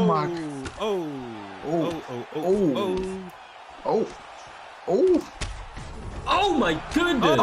And he gets a knockdown. Goat's going to be biting himself for doing that. If he just the comeback. He made the comeback. He made the comeback. God. Well. Cloud UFC, maybe the night of the underdog here this evening, gets his hand raised in what was an absolutely glorious left hand into a right hook. Sits him down with a couple of flurries. He follows up and was able to close out the show. Absolutely beautiful work. Another fun-ass fight to close out the right-hand side of the bracket. I mean, Cloud, you know what we talk about dark horses? This guy was once again on the lower end of the rankings come the end of the, or lower end of the rankings available for the Grand Prix. So I think he was ranked 16th or so, or somewhere in that neighborhood. But coming into this one, this was his opportunity to turn it up, make a name. He gets a great feather in his cap, Doc, and quite honestly now puts himself in a fantastic position with a big opportunity next up with Moolah. Yeah, he did a fantastic job there, putting on performance and a half, staying calm, staying composed in all aspects. Even though he was down 2 rounds and Goat was leading the fight, Goat managed to come back and put on performance. Not Goat, Cloud did. Apologies. Well. So we have a little bit of a situation over on the, as you see, one fight that has not been done. We have CV that was scheduled to be fighting B3 Gemini. Unfortunately, uncharacteristically of CV, we are unable to have him for this fight. Hopefully he is fine. B3 Gemini as a result. What do you guys, let's talk this out because I was a little bit unsure of which way to go. Are we going to be calling in a replacement for this one, or does he get a bye, guys? What would you like to do? Say again, Jay? First of all, is there any replacement? Is there any? Well, we have one, and this man has been chomping at the bit since day dot, and I can see him in our booth right now, putting it in all caps, really wanting it, and I'm thinking we should. Because you know for a fact also, they will put on one hell of a fight. Yeah, I mean, this guy, okay, fair enough. We can bring him in for it. We'll give them a couple of seconds to lobby up and get ready. It is Reaper. He was ranked number 15th before the last event. Did not get his W in that last one and dropped, I believe, to rank number 20-something. He is the highest. He lost to Cloud. Yeah, he lost to Cloud. Yeah, that's exactly when he lost to Cloud. So, you never know. You may be seeing those guys rematch in the near future. But, you know, obviously he has been in every Grand Prix so far. He is the highest ranked guy that is available at the moment. And, I mean, you know, favor. Sorry, I forgot I've got the thing, but I was going to say it favors him. This late notice replacement. He was not going to be here this evening. All of the pressure is off him. He just has to go out there and put on a good showing. And if I know Reaper, he is extra motivated when there's an event like this, Jay. He comes into it with a little bit of a fire, you know, lit under his ass. And up against a guy like Gemini, that could either lead to real quick success, or it could lead to lights out very, very quickly. Those B3 guys do not mess about, and they will be happy, especially Gemini, to fight fire with fire in the center of that cage. I'm just ready for I'm ready for the show because I know it's about to be high action packed fighting. It ain't gonna be much backstepping. Like someone's getting their head knocked off. Exactly. Someone is going to get their head knocked off. You see Gemini, you see Reaper. Both of the Reapers, I think all of these fights have ended up in getting tongue tied. I think Reaper's one of the fighters where no matter the fight, either he goes out quickly or his opponent goes out quickly, and if he were not out quickly, they're gassed by the third round and they're throwing everything they've got at each other. Gemini, as I mentioned previously, this man will constantly throw overhands to his heart content, even if it does risk him getting KO'd. Gemini is that type of person. He's part of the B3 gang, so I don't know what exactly I'm expecting apart from insanity. And so combine these two together, you're just asking for an absolute wild fight here, Jay. Yeah, and I just love a fight that involves someone with the B3 name because I just know what we're going to get. Shoot. Box the Grappler. Giving up more subs, man. This guy's on fire right now. We appreciate all the support, all the follows, the gifted subs. Quite honestly, you guys make this each and every time, you know, very, very exciting. It's all about calling it for, obviously, the guys sitting there at home. But shoot, make sure to send me your name, brother, on Discord. We can get you the role set up for the VIP in the server. But without further ado, kick it off quickly, Jay. Kick it off very quickly, as expected. Yeah, exactly what we thought too. And for some reason, I just knew it'd be Connor versus Volk. Yeah, well,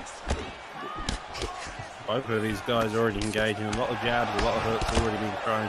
Gemini slipping around the centre line of Connor here and just causing absolute chaos. Haven't seen an overhand just yet, but wait 2 seconds. Oh my! Wow, how did you get that stun? Wow. He's baffled. Reaper not wasting any time, but has to be careful not to get overzealous. As I say that, Gemini How did he survive? No, how did he survive? No. How did he survive the counter after the duck egg? How? I don't know, bro. Luck of the Irish got Reaper on on some real thin ice right now, but he guts the rock, continues to throw bang bullies. Gemini trying once again to meet fire with fire. Non-stop action combinations are a flying doctor. This is craziness, bro. Having a whale of a time right now. Overhands and just having his best attempt across the board. I don't know what this fight is anymore. It's just madness. It's Just action. This is nothing short of what we expected. Let's be real. We knew that Reaper had nothing, no pressure on him coming into this one. Like I said, he literally drove home from work to get this opportunity a couple of moments ago, and he is now fighting. Oh my! Perfectly, brother, perfectly. He's winning slow flies, but no time of his life. A lot of success here. Jab straight, going straight down the middle. Another hook straight going there as well. Gemini trying his damage to come back. Hook, uppercut, also narrowly avoiding that lead hook as well, causing massive damage. Random spin kick to the body. Why not? Might as well add it into the mix here, Jay. So what does Gemini do here? He's getting beat up really bad right now. What does he do here? I mean, he sticks with what got him to the dance, which is continuing to throw combinations. There we go. That's what he does. That's what he does. Right there. He woke up. Yes, he sir. woke up. That's what he did. I'm telling you, when you're a B3 guy, the game plan doesn't change, bro. It's land those bloody shots and land them quickly, Doctor. He was able to get the better of that exchange, and as you can see, the combinations that they choose to employ quite clearly have devastating effect. This is on a knife's edge right now, and either guy can get their hand raised at a moment's notice. The B3 idea is, even if you're losing, I'm going to get hit more, but I'm going to survive longer, and I do not care. And you're eventually going to make a mistake I can capitalize on. But Reaper playing that game as he gets the stun to the head. I think he may have got onto the body as well. And this was beautiful. It's a big round for Reaper, although Gemini did come back at points. Look, I will never count out Gemini. J I'm sorry to jump in, brother, but I will never count that man out. I have seen him battle through worse, but right now, Reaper, like I say, is performing out of this world. They're going to have to continue to battle it out. Which one will get their hand raised? I don't know, bro, but I'm telling you, these guys are going to fight with every single ounce of their being to get their hand raised here this evening. Oh my God. Down, you man. Gemini's a woke beast, up. but so is Reaper. Oh, he may go to sleep though. I don't know. This is all out war right now. It's an all-out war he has in a while of a time. Trying his damnedest to find homes where he can, but lead hook there. That head health is blinking. That hook lands to Reaper, and Reaper he's looking like he's ahead in the fight so far. Oh my goodness. Oh my! What'd you say? Yeah, that's what happens when you're in the B3. Gemini said, anything you can do, I can do better. Meeting fire with fire. The center of the cage is being worn out. They have not moved from the center, bro. Not at all. Front kick partially blocked, and the combination to go with it. But I just want to see more boxing, bro. More boxing. The kicks kind of getting them caught. So when these guys are throwing hands, though, those combinations, you just don't know which way they're coming with it.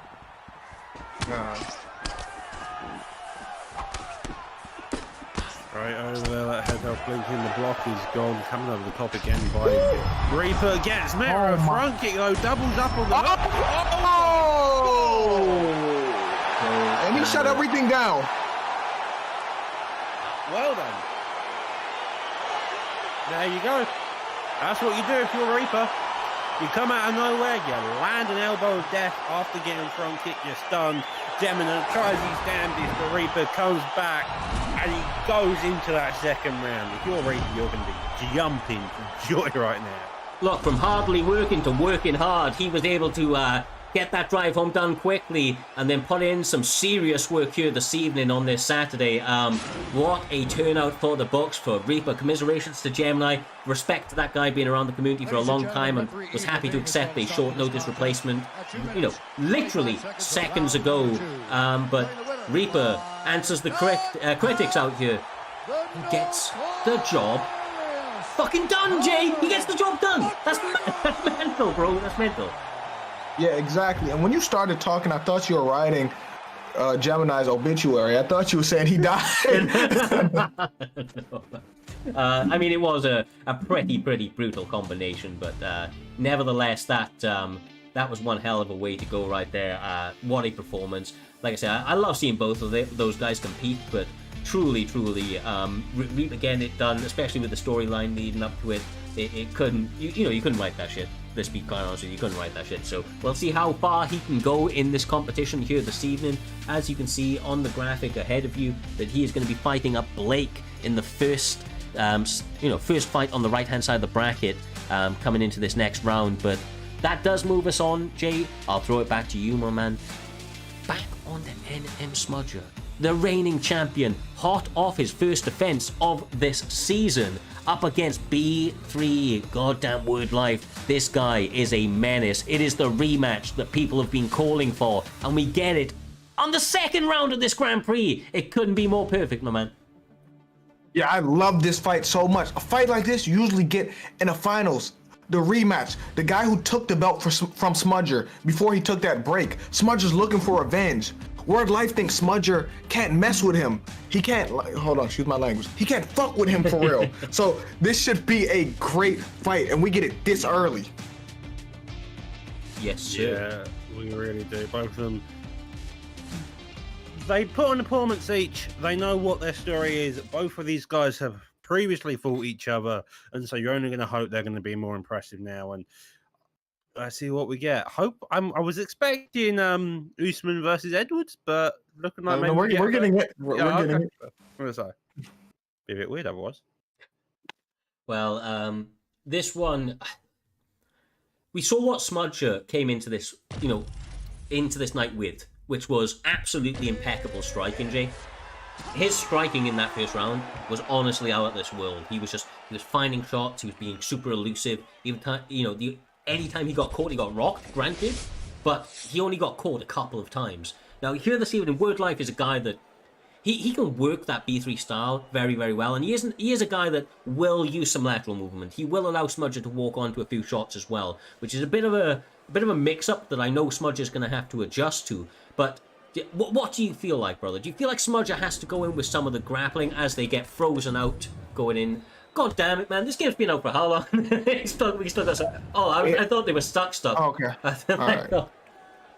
No? Maybe we are. Yeah. Okay. Okay, we're good. Okay, so, are they... I don't know what's going on. This is like the weirdest start out to a fight I've ever seen. I don't want to see Herb Dean. I don't want to look at him. I think this is the actual game bugging out. I think it's the game bugging out. All right, yeah. Okay. So Okay. I'm assuming he's just jumped across for a second. We'll go back to the main graphic. These guys are going to get lobbied up very, very quickly. Two absolute OGs of the scene. They have, generally speaking, fantastic internet connections, and the stream quality is always on point. So we will be back in with those two ready to throw down in that title fight, but it does give us a nice little opportunity for 30 seconds or so to look forward at the next one out here, Doc, which is Raw Matrix. Hot off that last win over Spooky, that counter finish that he was able to get was truly impeccable. Going up against Storm, one of the guys, like I said, the underdog story, taking this fight on short notice up against Vuck, was able to get one of the biggest wins of this evening. and now finds himself in this next round. That fight right there, brother, has all of the hallmarks of one of the greats.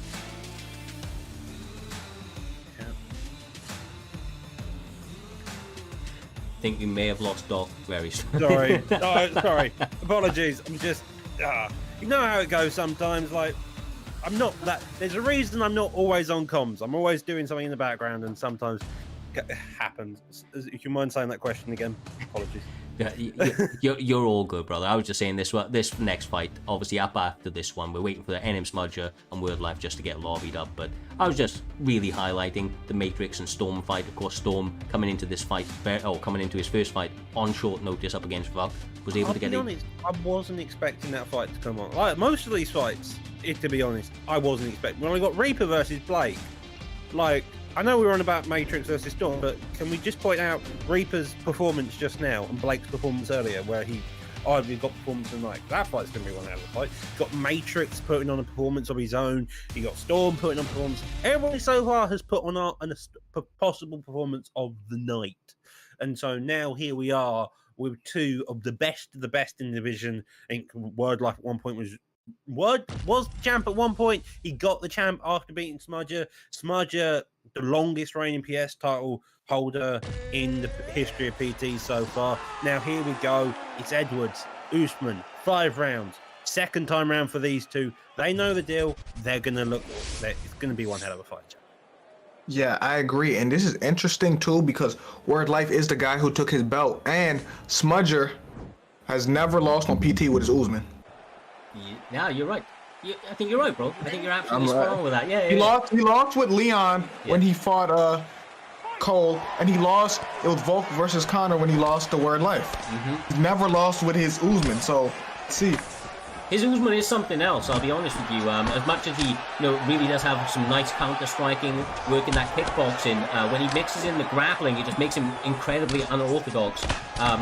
Word Life starting out this fight with a lot of activity, but you can see Smudger, every time he lands one shot, it has the effect of 2 or 3. That was a perfect start by Word Life so far. Going around, goes for the takedown, doesn't get it quite, so digs down, trades there. Usman's got the force and nature perk, which means he can get his head held up a bit more than Edwards. His chin overall gets increased, and that's a benefit there. Usman, I think, had a couple of nerfs. Edwards had a couple of buffs in some areas. Can't remember the details, but overall they're pretty much similar nowadays. And the main difference is that main perk, as mentioned. Yeah, you're 100% correct. And it's interesting because Word Life is one of the guys who aren't scared of Smudger. He's beat him before, so he has a different level of confidence than other people have, Cyrus. Yeah, exactly right. And I think that honestly that championship status that people, when people are able to acquire it, it adds different level of mystique to that fighter. It makes them almost feel like they're unbeatable to them and sometimes to their opponents. But as you rightly said, Word Life, a former champion, a man that was able to beat him in the past and get the gold from Smudger. He doesn't have that problem. He's coming into this one with ultra confidence, but he has to keep all of his ducks in line. He has to mind all of his P's and Q's, Doc, because Smudger is a man that will take any opportunity to get into this fight, and he will run with it, my man, and he's a hard guy to catch up. Yeah, he's a hard guy to catch up, and when he can catch up, Word Life will be that person even when he's down. But so far, both fairly even, both fairly composed in what they're doing. 2 minutes left on the clock already. No stuns, no knockdowns, no hard punches landed, but a lot of small shots, a lot of feely out shots. Edwards going a bit more on that kicking style, but he's a kickboxer after all, so you kind of do expect that type of style here, Jay. Yeah, I agree with you. And hold on, I was just spectating. I was watching a spectator. It's such it's a good fight. You know. We've all been there, bro. We've all been there. It's one of those I'm just trying to watch this. But the thing is, these guys are fighting at such a high level. There's things that are quite honestly probably going over people's minds. That's like little things, man. They're fighting on the offbeat. A lot of the time, they're using really nice interrupting shots. That shot selection as a whole from both competitors is truly something to behold right now. A nice little missed teep right there.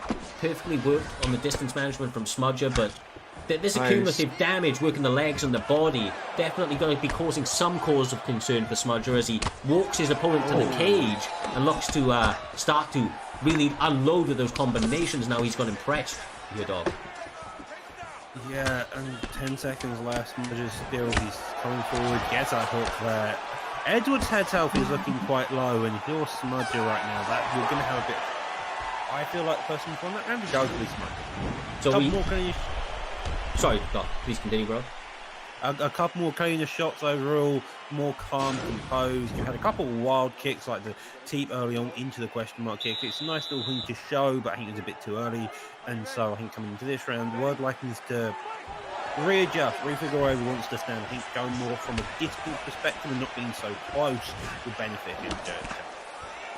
Yeah, I agree with you, and I'm really scared watching this matchup because it's still, oh my god, I was about to say one stun was going to change it, but it really has changed this match, and I think Smudger taking this match personally because this is the guy that took his belt, Cyrus. Yes, sir. He like I said, he wanted to make a statement here this evening, and what a way to do it if he's able to get a W over one of the only guys that holds one over him. You know, that he hasn't been able to get back, and that's in Word Life. Right now, he gets a big rock. He's able to take his opponent down, and he can now start to truly go to work. His side control is absolutely legendary, and he doesn't stay there for long, though, Jay. Goes straight across into top mount.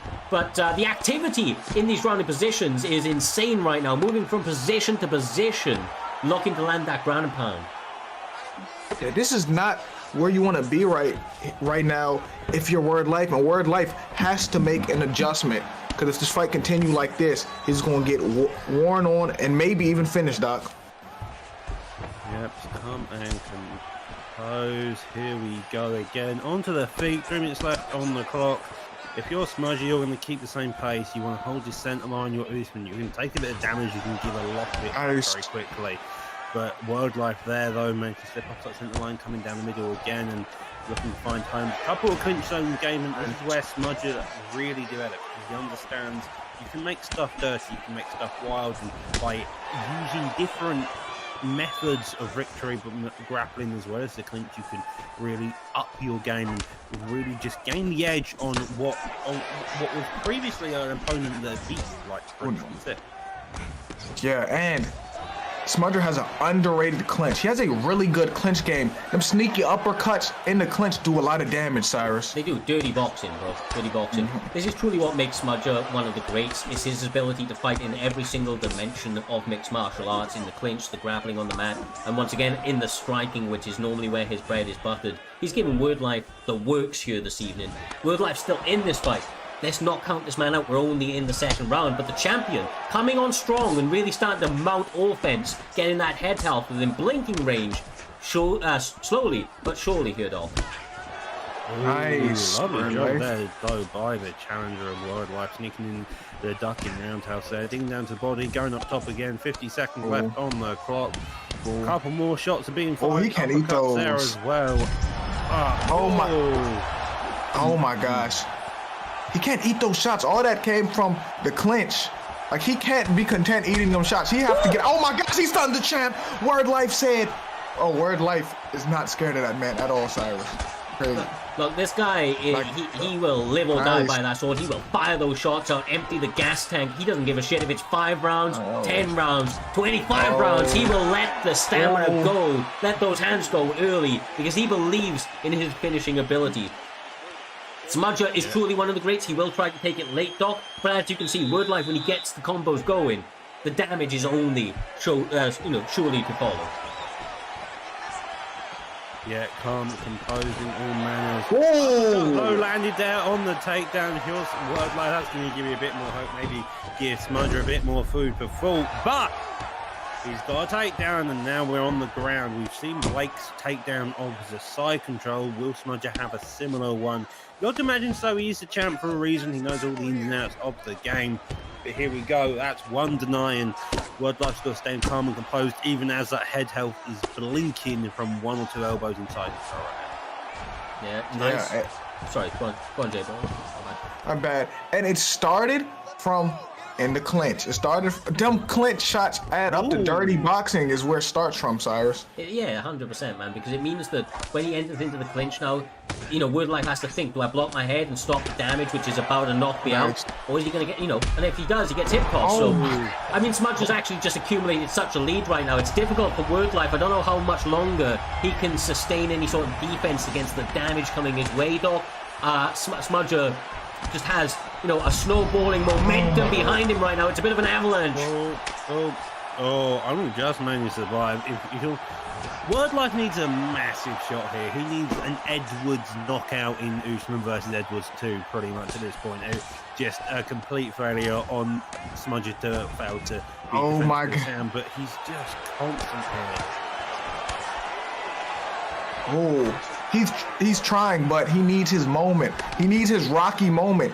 He don't even necessarily need to knock him out. He needs a stun. He needs another moment to change momentum right Oh now. my God, bro.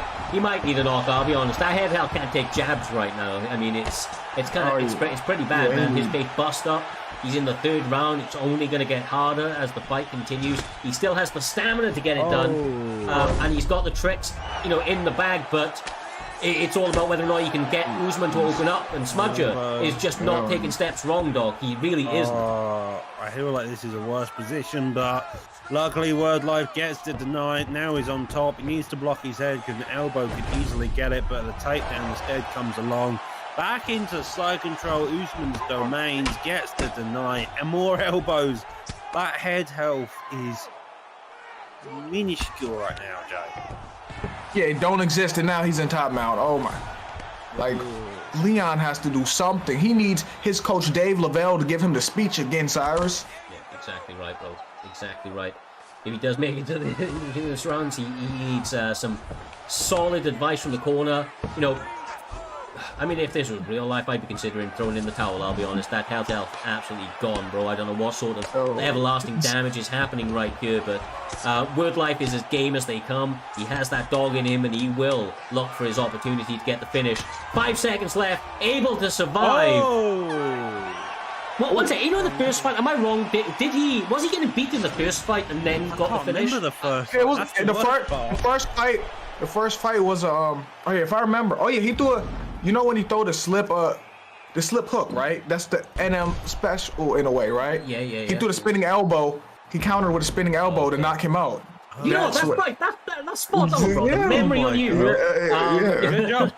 So Wordlife could still get this win, man. He's shown in the past. I mean, both of Smudge's losses, all of Smudge's losses, if I'm not mistaken, have been by a minuscule amount. The only one that hasn't been is, I think, Pretty cold, actually. Just a bit weird one to think about. Going very quickly, the head health, as you see from Wordlife, absolutely gone. Oh my goodness! And It's still, over. and Smudger, J Dime, brother, he gets the job done again. And he overcame his demons. The one guy that beat him that he didn't beat, he finally beat him, and not just beat him. It's the way he did in dominant fashion. Goddamn! Like genuinely, maybe one of the best to ever do it. NM Smudger does it, not in style, as you were saying. To be quite honest with you, he is doing this thing in style. The fact that he continues to show levels each and every time, he's kind of doing his Matt Sarah. He's kind of doing his GSP thing right now. Kind of running back, taking off the only people to ever get a W over him, and there's not very, very many of them. A lot of those guys have B3 next to their name. Those guys have a style that kind of can be a little bit difficult at times, I believe, but as you can see in that one, Doc, he's made adjustments. He mixed in that grappling perfectly. We said he was the best when he does that, and quite evidently that was the case, as he not only remains champion, but he steps one step closer to doing that 4 times here this evening, brother. He's going to be fighting the winner of Raw Matrix and Storm, which is up next. As I was alluding to a little bit earlier on, these guys have all of the hallmarks of truly one of the great fights of this evening. Yeah. Impressive performance so far. You've just had one of the best fights of the night's already shown up, but up next we also have Matrix versus Storm. Both of these guys put on performances. I would talk about them, but I'm not gonna lie, I've seen so many good fights tonight, and they're all starting to kind of accidentally blur into each other, which is really annoying because you want to remember all these fights. But it's difficult when you keep seeing top talent over and over and over again and go, was that him or was that him? No, it's okay. It's every one of you. As somebody that also has the memory of a sieve, it just continues. It's like colander, right? Everything just kind of leaking through that shit. I'm completely with you, but quite honestly, these guys here, Storm obviously took this on short notice. He was not in this Grand Prix. before we started. You wondered why there was a little bit of a delay. We had some mix-ups here this evening where certain things have happened. The injury bug, for all of you Tommy Toho fans, really truly did strike here this evening. That thing cackling in the background as a couple of fighters had to pull out. The tree, Doc, or the tree, your favorite tree. But we are Not the tree. not the tree, bro. Exactly right. Well, we got welterweight now in this one, as we saw in the last. It is Gilbert Burns for Raw Matrix up against the Colby Covington pick of Storm. Reaper's gonna like that. Yeah, I was going to say, you know that Reaper's going to be grinning year to year, hearing that or seeing that his teammate's going to be picking Colby Covington. Like I said, these guys, they match up beautifully. I don't know how else to say it. I don't know how else to really truly say it. But like the skill level in this one, from my estimations, these guys are neck and neck in the skill level and what they bring to the table, Jay. I agree with you 100%, but it's a game of inches. Someone can just be slightly better, and it changes everything, Doc. Mm-hmm. Well, I do have a question though, Jay. What is Matrix? Is he a grappler or is he a striker? Because I've always thought he was a grappler, but last fight he showed he was a striker as well.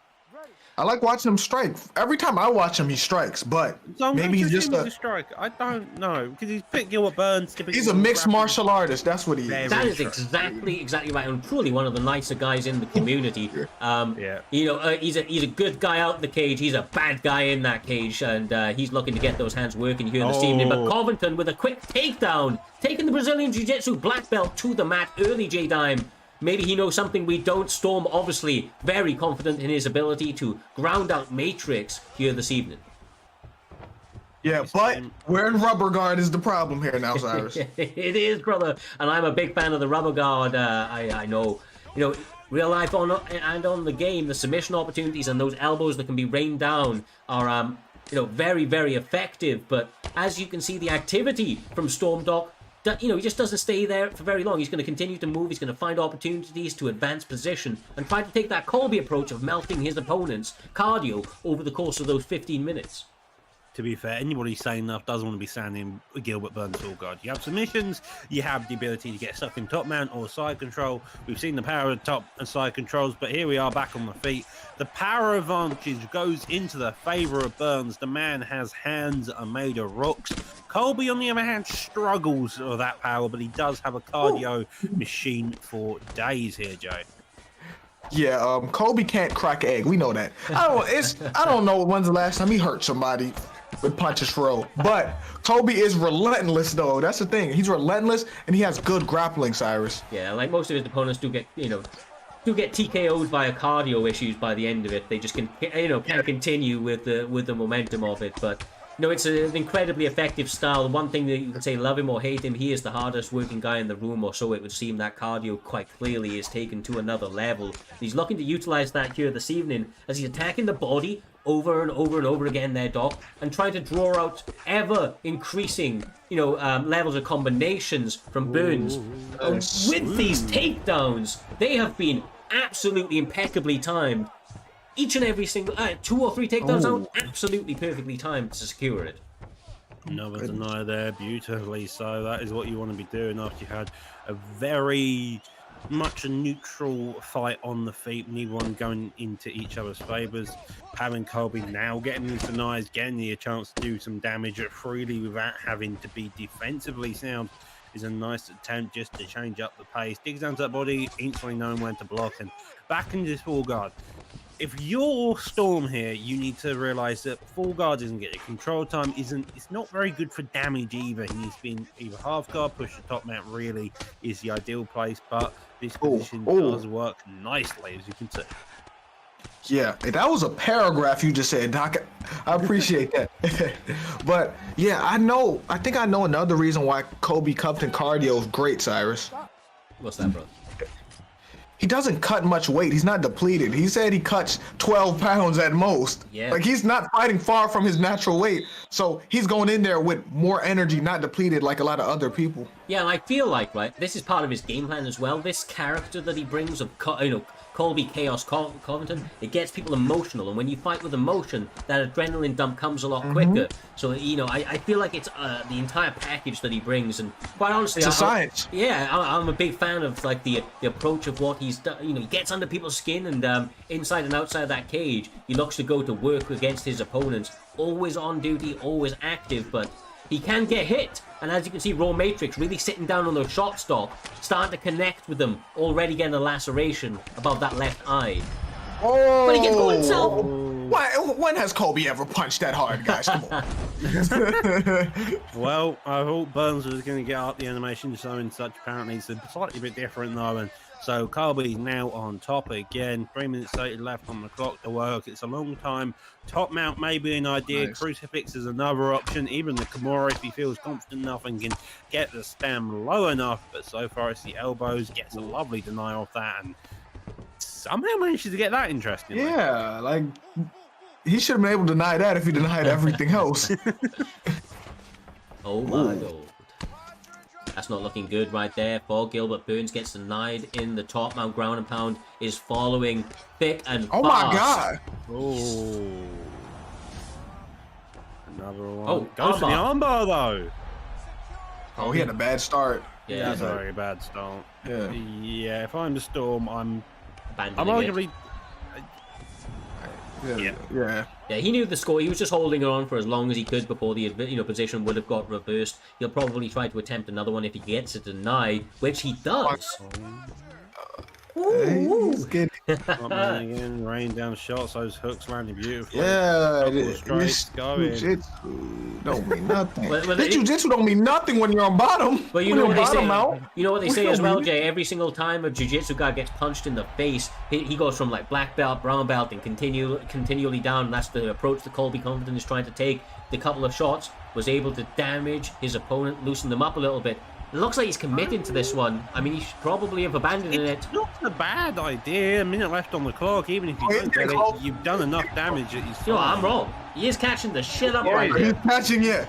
He got it. He got it. Oh, he got it. really? Wow. He got it. No, he has it. He has it. Wow. No, he actually has it. Oh, he does have He it. has it. No, he has it. Well then. He told me to shut the fuck up right there. Because I said this guy should have abandoned that, man. And he secured that perfectly played. I mean, bro, it doesn't get much better than that. Storm, once again, the night of underdogs coming through, was not fighting when this card was announced. Got the opportunity to be called up on short notice, Doc. And look at the way he's seizing opportunity. Fortune favors the bold. That's what I was trying to say earlier. And once again, Storm is showing that he is one hell of a competitor, bro. What a way to get it done.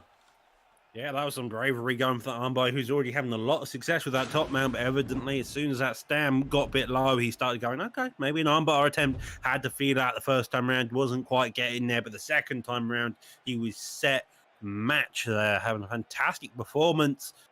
Burns having success on the feet, but you have to be able to grapple and you have to be able to deal with that on the ground. Burns has fantastic jiu-jitsu. He tried his best to use it, held full guard a lot for that first round, but that second round, Colby got used to it, he got denied. Did fail to get an interesting deny that apparently didn't go in his favour, but then managed to hold top mount. And from there, he was just set, Joe.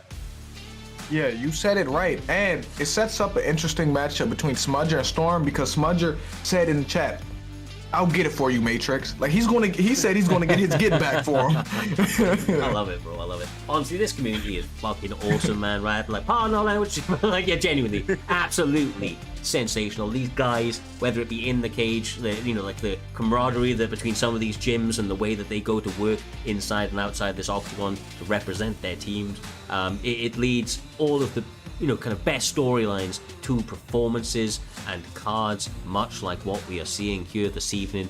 Now, up next, Doc, is gonna be SDK Reaper, and he is going to be taking on Blake. These guys, whew, my God, as you can see, their names ain't even in that first bracket. They weren't meant to be fighting here this evening. Yeah, Both guys they've answered the call, brother, and they have run away with that opportunity. They find themselves in the second round with what can only be described, Jay, as the opportunity of a lifetime to get themselves into the semi-finals here this evening.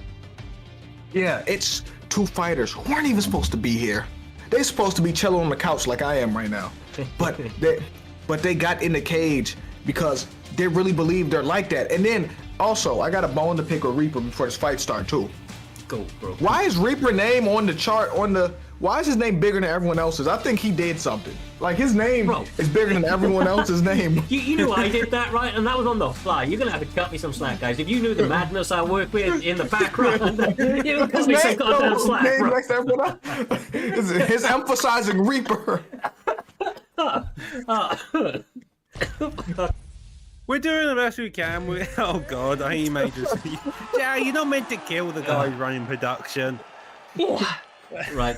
Well, I got my lecture this evening, so that's okay. It is what it is. No, but anyway, the Reaper did not, definitely didn't slip me a cheeky £20 note to make his name bigger than everybody else's. That did not happen. But once again, for a guy that was hardly working less than half an hour ago, now finds himself in an opportunity to put in some real work here this evening. They touched them up. Colby Covington up against Usman. I've got to assume Reaper is Colby, because if he isn't, that shit's... yeah, he is. Of course he is. Yeah, of course he is. Why wouldn't he be?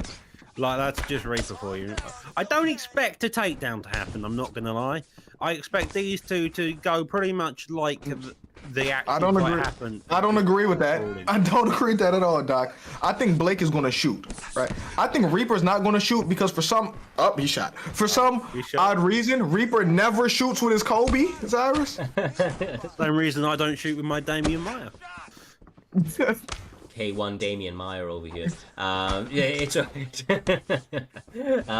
well, look, Reaper is pouring on the pressure. He's trying to utilize that jab to point in the face of Blake, but as we saw in the last one, Jay, the ability for Blake to find finishing sequences, from what sounds like nowhere, or seems like nowhere, means that you always have to be on edge. You always have to be careful of what's coming your way, because as you can see, everything lands. The accuracy, pinpoint, absolutely laser focus. Yeah, and these fighters are so similar, but the difference is the jab and Kamaru Usman's power is different than Kobe's. Yeah, but Kobe's landing decently well now. That beautiful sequence. All the stamina is gone from Usman, giving him...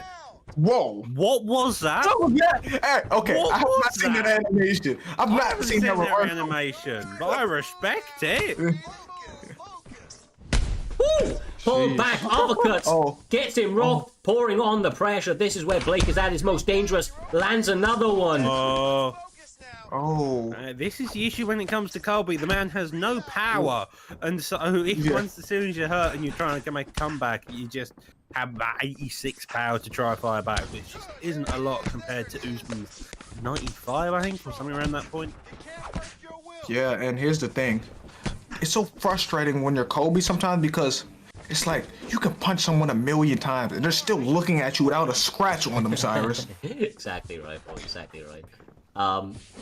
The one thing I will say right now is the Reaper's doing a really good job of controlling the center of that cage, but I don't know if that's part of Blake's game plan. Right now it's not. He's too pressed up against that cage, but he was almost calling Reaper on and trying to catch him with counters. But Reaper's going to work right now. I mean, truly, Doc. Truly he is. Yeah, he's coming forward. He's got stunned. He's a bit like Oliveira in that way. It seems like he has to get rocked before he starts playing his main type of game. Shooting a takedown of his own.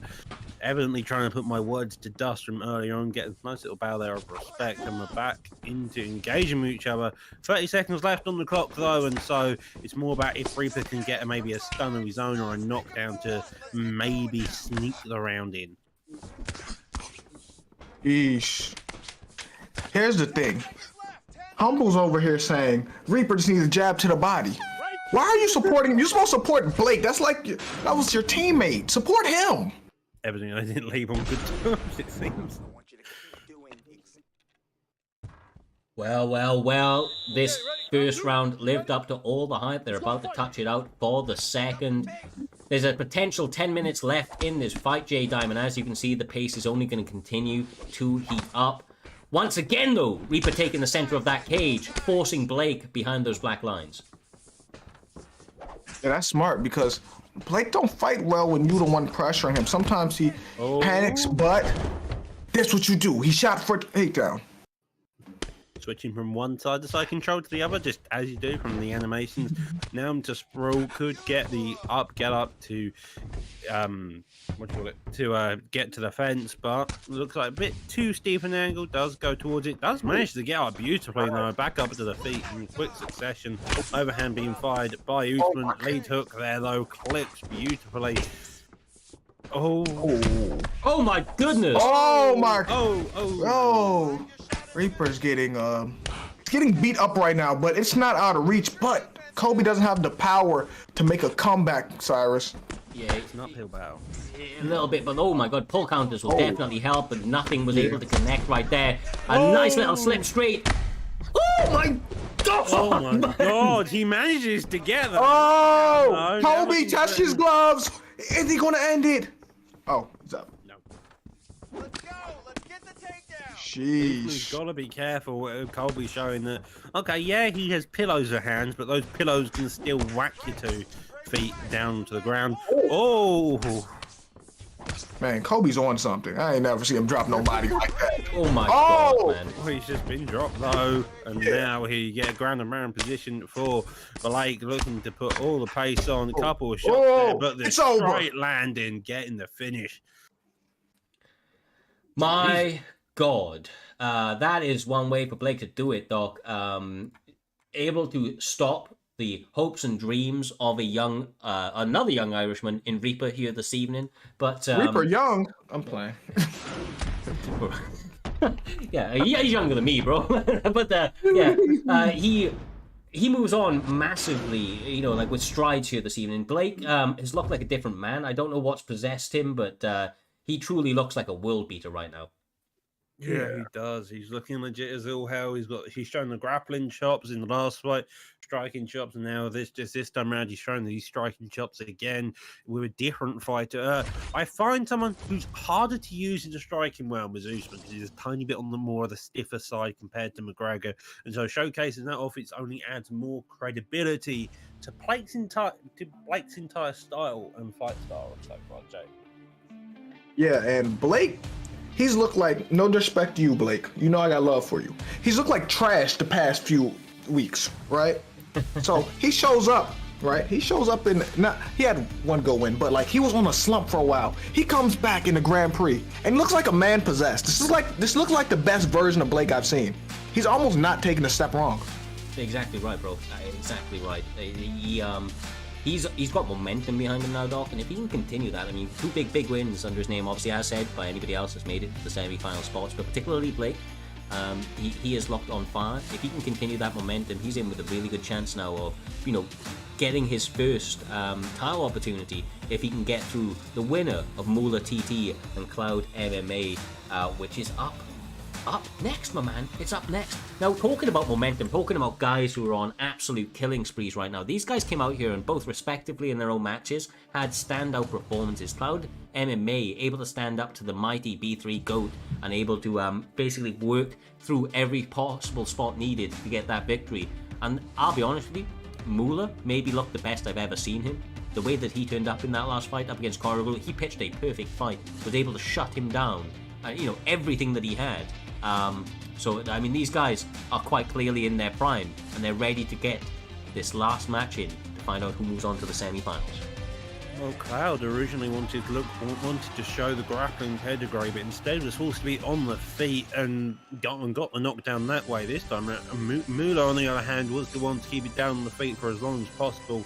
Now looking like Cloud has got a pick that he can use to get the takedowns with Usman coming out to showcase. Moolah, on the other hand, going more for Edwards. Edwards is a striker through and through, but the man is not to be mistaken anywhere. He's bottom and top game are something to be feared, so it's going to be making sure you keep all your P's and Q's intact across the board here, Jay. Yeah, but this is such an interesting matchup because Moolah had a dominant performance. Cloud had just the opposite. He had to make a comeback in a fight where he was getting dominated, and so it's total 2 different styles right here, Cyrus. Yeah, exactly right, brother. They're very polar opposite styles. I'm very interested to see how these guys truly match up. You can see that early Moolah is trying to go to the body with the straight. You know, his opponent Cloud has recognized that and is also trying to do the same. Very, very. I honestly feel like these guys are almost going to do anything you can do, I can do better, Doc. You know, if they land something, you're going to try and get it back. You can kind of almost see it. They're mirroring combinations on each other. Yeah, well, Moolah so far seems to be leading the fight overall. He's the one engaging with the strikes. He's the one starting the. Okay, I can do this. Let's see what you can do about it. And the lead hooks and the teeps as well. Usman is trying to get a feel and an idea, trying to play up to the technique. So far, he's having a couple of issues. He's landing a nice little combo there, but I feel like Mullah's game here is to work the stamina. Usman's is to get it down. That was a lovely counter of the clinch there. A couple knees to the head as well, and a dig down to the body there, Joe. Yeah, and they both look good. This is the best version of both of them fighting right now. So I want to see who really wants this more, Cyrus, because if you're evenly matched, it comes down to heart.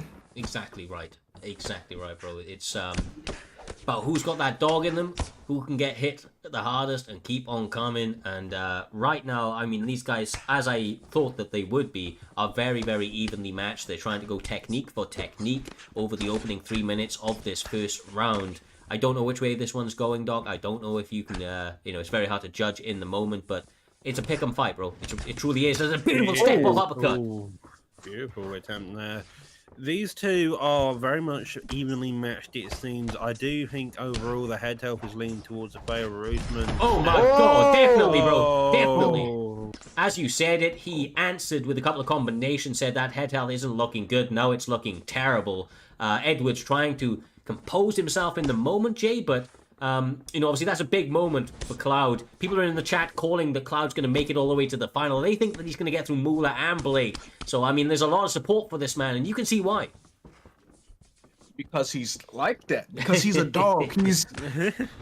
But with that being said, anything could happen. Moolah is also a top competitor and a dog, and at the highest level, anything could happen. This fight it's got a lot of action, but it's also very composed at the same time. Not too wild, not too over the top. It's just enough in both directions of where not a lot's happening, but whilst a lot's happening, it's all about the feints, technical ability to see. Lovely little barrel of respect towards the end. This time round, no real takedown shot by Usman. Really expect that in the first round. Maybe get to that in the second round. Only 3 rounds to work, unlike a championship round fight, so these two have got to put on some quick pace. Edwards being stunned, though, it does mean that Kyle gets our first round, 2 rounds to go, and that is the first round I think Moolah has dropped in this tournament so far. Yeah, I mean, Moolah, though, just quickly and interestingly to note, Jay, he actually was winning that round outside of that stun. He had more strikes. All the stats were in his favor, so if he can replicate the same and just not get clipped, then he could be starting to turn this fight around. But as we know, Usman just hits so goddamn hard, bro. You really can't make mistakes against this man. Yeah, I understand he was winning before the stun, but it's easier said than done. Once you get stunned, that changes a fight. That changes the way you fight because you don't want to get hit like that again, especially by someone who has the power of Usman, Doc. Yeah, Usman hits hard as all hell. Edwards hits similarly, but I really do feel like it's a matter of that force of nature perk, because as soon as your head health gets a bit low, you run into issues. Lovely takedown defense there, though, by Moolah. Now coming on the back foot, he needs to answer in some respects, otherwise he's just going to get walked down by Usman. Usman is he's happy to stay here, whilst Edwards needs to back out the pocket just because he can't engage with that power. Lovely. Attacking the legs as well at the end of range. That's a good approach now for Moolah, trying to mix up the combinations that he is choosing to employ. What an overhand! That is exactly what you want to be having. Number one following, so if he can keep this pace on. Gets back! Over! Oh, Jesus. Now this is heating up. Don't blink! As he shoots a double leg and was able to secure it. Usman, I mean, with a much-needed takedown, let's be honest with you, those guys going hell for leather. One of them was going out real quick, so Usman decided to take the path of least resistance and get that takedown with 2 minutes left in the second round. Doc, that's a lot of time to work after a big, active and explosive couple of moments. Top mount side control. He needs to be looking for damage. He got knocked down, and yeah, the head health goes into his favor. But this is especially where it needs lovely deny there. Does get it. Moolah needs to stay calm and composed as much as he can. Blocking the hooks. A couple of straights firing down. Another hook does land though, and you got to be so careful right now because one wrong move by Edwards and it could be all over. Does go for the gal, but again he got denied. I think he may have to go switch over into Batman and just hope he can survive this. Another couple of shots, those straight hooks. Jesus. Well, Oh my goodness. I mean, you said he was more of a grappler coming into this. I've only ever really seen him throw hands, but I can see why. I mean, his grappling, his ground and pound. It ain't for the faint of heart, my man. It ain't. He's beating his opponent's face into that canvas. Yeah, he's a grappler. That's why when y'all was like, he throw hand, I'm like, he's a grappler. That's more what he do, or from what I've seen. He throws hands, but grappling's like his foundation. So, 10 seconds left on the clock. It's drawing to a close now. I think we can safely say, although Usman has shown incredible prowess within top mount, the knockdown definitely favours Moolah, as you can see. Another one just landing there, getting it cleanly. 2 knockdowns that round. 1-1 going into the third, as Humble likes to say. This is the decision-making round. It is. I mean, especially when it's been as close as this fight is, right? It's all going to come down to this third and final round. If I know anything, it's that these guys do not want to go to the decision, as we see Cloud looking to land that straight on rinse and repeat. Edwards having a little bit of an issues with it, Jay. Oh my god, that's not looking good. He needs to address that straight. And the spin elbow Beyblade may be the way. Hey, that elbow could be the way. That elbow can take any man out. I don't care how strong you are, but he also is. You're right. You're right about that too. If it takes Smudger out, it can take anybody out. Maybe Mueller's going to go back to it at some point. Doesn't want to hunt for it too much. It may become a bit too readable. Usman, though, he knows that he can just walk Mueller down. Mueller's aware of this, and so he's just trying his damnedest to stay out of the way of all the damage and look for a big counter when he can. But he's got to make sure he doesn't zig and zags like so. Coming in all aggressive, hooks galore, ducking down, takedown now happening. Though that does manage to get defended, hoping he's going to land a big shot when he can, but it doesn't seem so. Yeah, the supporters of Moolah imploring him to keep the distance, to maintain his range, but it's so much easier said than done when you have the imposing presence of the Nigerian Nightmare walking you down, throwing those hands. Cloud MMA quite clearly pouring on the pressure in this one, looking to utilize the physical advantages of Usman and the cumulative damage that he continues to put forward. Mueller's on such thin ice, but he's trying all he can, but he just doesn't have anything left. Oh my god. Oh, Leon. It was just that constant, it was Usman and that pressure, the damage, accumulation of it all constantly. The block got shot, the head health got shot, and by that third round, although Moolah tried his best in that second round to come back, the top mount in that round, combined with the constant pace and pressure that he was just coming with that onslaught, Moolah couldn't take it anymore. Lee. Dang. I feel bad for Leon. I like Leon. Leon's a good dude, bro. Like, he is. Yeah, why you do that? Oh, goddamn. I mean, look. Cloud, he's a problem here this evening. We really called it from the very get-go. You know, tonight was going to be the night of underdogs, and so far it has been, outside of Smudger reigning supreme. The underdogs have all really been truly turning up here this evening. We have gone through our preliminary rounds with absolute emphatic pace. Finish after finish followed. Highlight reel after highlight reel was made. Of course, the quarterfinals have just been answered, and we are now able to look forward at the semi-final bracket. In the very first leg of the bracket, we have the reigning champion, currently 2 defenses deep into Season 4. It is NM Smudger, who many consider to be the pound-for-pound GOAT in the promotion, if not on the PlayStation side of things, definitely with the most title defenses on that side of the console. He looks to continue to set records, and from everything I've seen, is hungry to start that with tonight's event. He is off to a great start, but has to answer that call against one of the dark horses who have truly delivered here this evening in STK Storm.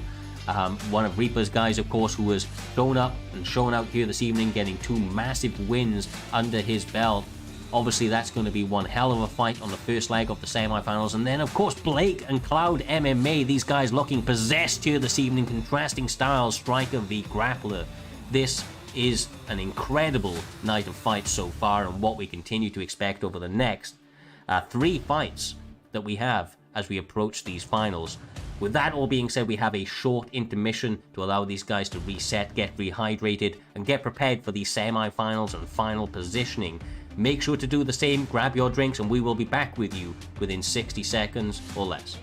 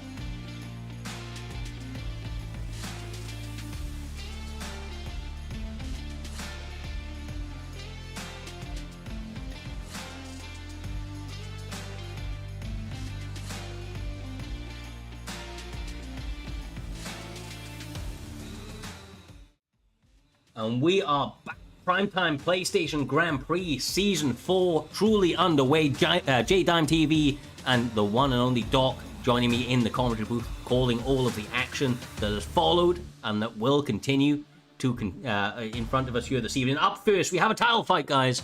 Our third title fight of this evening, NM Smudger up against STK Storm. The time is now. 5 rounds of pure action in the bantamweight division. We have Sugar Sean O'Malley up against TJ Dillashaw.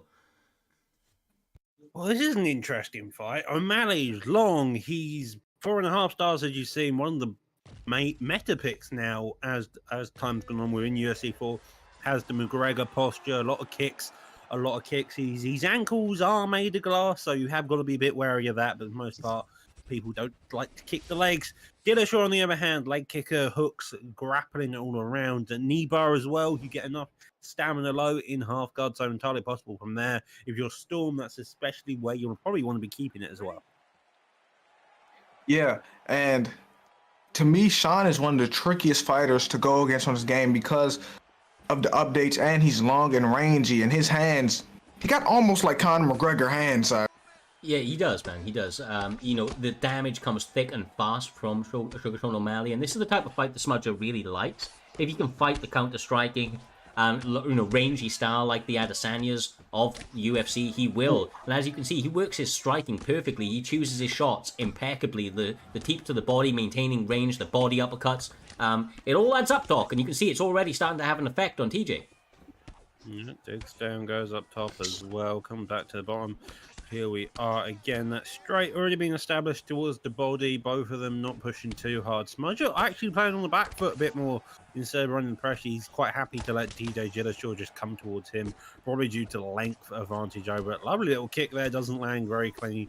Those little calf kicks starting to work the glass ankles of O'Malley here. Glass ankles is so crazy, but yeah, I think he's good to fight off. Sean's good to fight off the back foot because TJ's a little fighter. He has great footwork, but you want to keep it on that outside if you're that much taller than someone, Cyrus. Yeah, I agree with you. I completely agree with you. Utilize the tools and the skills that you have at hand, and that seems to be what Smudger is approaching. It's what he does best, man. It's every pick he has, he fights to that opponent, to that fighter's strength, and you can see that he's utilizing his range pretty well, trying to force the action and set up a big shot. Now he's got him pressed behind that cage, giving and taking ground, but a lovely little leg kick attacking those glass ankles, as Doc was saying a moment ago. Glass ankles. That's crazy, bro. It's crazy. Sean, we love you still, bro. It's yeah. This is going pretty well for the champion, but I have to say that Storm is really, really staying game in this fight. He's making adjustments on the fly, Doc. Yeah, he's making nice adjustments, keeping his head off that center line. Couple hooks are following suit as well, and so that overall is having a lot of success from where he's trying to do. Although getting aggressive, takedown does as Gary, but again, Smudger, very difficult man to take down overall. He is? Yeah, Cyrus, I agree. Smudger is difficult to take down, and I'm gonna tell you what makes him good too. What separates people? A lot of people are good at fighting at one range. Some people fight good from the outside, some mid-range, some inside. But if you can fight from all three ranges, you're gonna be tough to beat, Cyrus. Yeah, exactly right. It's the ability to fight in all realms.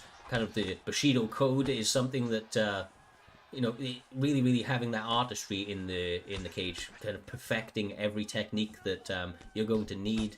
It seems to have been like one of the hallmarks of Smudger. He's really rounded out that game. He's made himself dangerous in every position, and quite honestly, his range management and, like I continue to say, shot selection is truly fantastic. As the step back and the left hook lands, and it is money. Absolutely beautiful. He does it again. What the? That was easy. What the hell? What the hell, Jay? He does it again, bro. And still, NM Smudger. Woo. Has Smudger been rocked at all so far? Yes, yeah. Remember, Smokey was rocking him. No, he got rocked like twice. That was like the only fight. Okay, so he has looked human, but since then, it's an incredible job it was one stun, back and forth, and then one stun. It was just like done. Impressive job there by Smudger, putting on one hell of a performance. Up next, though, will be the two men who go to war to get into the spot for a best of one against Smudger. Will it be Blake or will it be Cloud MMA? Both of these guys have looked killer. Blake starting out with an utter fantastic performance and continuing it on against Reaper. Cloud, on the other hand, had a shaky start, only just managed to survive against Go, having a clean performance against Moolah, back and forth at all points. So he just came on so hard that Moolah couldn't handle it anymore. And now he's up here fighting Blake, a man who's just put on performance after performance. Yeah, honestly, I can't wait to see this one. As I said, Blake has looked like a man possessed here this evening. I don't know what deal he made with the devil, but he's quite clearly got demonic hands here this evening. He is just absolutely tearing through the competition left and right, and Cloud MMA has just shut his opponents down time after time. Stepping into this cage out here, J-Dime, he has been able to really take away the tools that has made his opponents so dangerous up until this stage, and if he's able to do it once again here this evening, he will be finding himself, well, the winner of this, either way, will be finding themselves in their first title fight of their primetime careers. It is going to be in the finals of the PlayStation Grand Prix. No higher grounds to get to, and they have gone through the gauntlet to get there, brother. One more fight stands in their way, and it's against the most dangerous opponents, to this date in their career, which is each other, of course. Yep. So we are just waiting for these guys. I do apologize. Of course, they were just getting all set up, so they're about to get ready into the lobby at the moment, just getting their stream link as we speak. But like genuinely, just to kind of harp onto this point for a moment there, Jay, this is kind of the strike of the grappler, that traditional sort of matchup. We've seen it, the game plans for both of these guys are kind of polar opposites coming up into this stage. And if one thing has been shown, it's about if Blake can stop the takedown. If he can stop that takedown early, or if Cloud can get the takedown early, I feel that tells the tale of the rest of the fight. Yeah, but something tells me Blake is going to shoot too, because Blake likes his grappling more than his striking. He's fell in love with his hands lately, but Cloud grappling is nothing to play with. So, and this has title implications. Like, this is for everything, for the chance to face the GOAT. Well, without further ado, the semi-finals is at hand. Bantamweight is the weight class. Corey Sandhagen on the side of Blake. Of course, he likes to work that silky smooth striking should the opportunity arise, and he's going to need to do that to stay away from the ever relenting pressure of Merab. You know it. We saw it from Dave last time, Doc. I know that you love the pick as well, brother. He has Well, a this relentless man's style. got a bigger bar. He's had a +5 to cardio. This man 100 cardio. had 100 cardio. Like, this man is ridiculous now. Like, if you're Cloud, you are just shooting takedown after takedown after takedown. And you don't care if you gas, because you know for a fact Sandhagen will be gassed before you. If you're Sandhagen, lots of teeps. Yes, sir. Maybe a flying knee or two mixed in there. I wouldn't be surprised, bro. You've got to stop that takedown somehow. But let's be honest with you, if that frozen lake couldn't take out Merab's, Merab, then I don't know what will. That guy quite clearly has a chain of granite. First takedown defended, second one successful. The chaining of it, Jay, is really what makes Merab dangerous, and that cardio obviously means he can do it all day, every day, bro. Yeah, and then also, he was pushing Corey Sandhagen to that cage, where it's easier to take him down. So, yeah. Freak out, and Blake denied it? Or that's undeniable. Oh, maybe.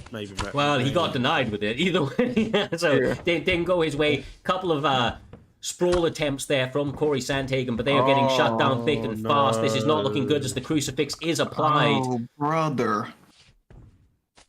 Oh, this may get ugly. To get out of it, though. Shots already raining down that block, gets worked, even if the head health doesn't. Lovely deny there. Now a couple more being fired down the road. Over and over. Does manage to get a clip there. Good job by him. Now, though, we're into sprawl. Get up could work here, but he may be expecting it, so he's got to be calm and composed and collected. Well, great work for him to move between positions. Like, once again, one of the things with that 100 stat in cardio means that for Cloud MMA, everything he's been doing up until this point, Jay, he can do times 10 now. He can really start to let that go, take a little bit more risk, because he has the cardio to make that back up in these positions. Yeah, and then here's the thing. Blake don't want to be here with Cloud. He's stuck here right now because this is Cloud's wheelhouse, his bread and butter. Cloud is going to show him there's levels in his grappling. Now, if we get back to the feet, Blake could do something though, Doc. Yeah, and I think that's exactly the thing that Cloud's got to remember, that he wants to keep this on the ground for literally as long as possible. Because as soon as he does, it's very tempting that Blake will be able to find a bigger opening than what can happen. Now finally getting his posture up, and that's fine. That works dandy and nice. He gets it, but nice reversal over into the side control. And you're Blake, you need to oh get my down. goodness. Oh, nice. Oh my. Oh, here we go. This is what you did last time. Remember when I said that the first fight? Like, no, this is what you did last time, bro. This is actually good for Blake. He used to get frustrated in those spots, but he seems to have rounded out that part of his game, man. And he looks dialed in, Jay. Yeah, he is, but I'm not gonna lie to you. I would like to see him stay in side control when he got them to now. Oh because, my god! Oh no, he should have stayed in side control. Hey, he should have stayed in. He should have stayed inside control. I'm not gonna lie to you because what Merab's stamina was low from the denials. Oh my goodness. I fucking love it, bro. This is great. Oh my god! Oh, he would not stop throwing punches at him.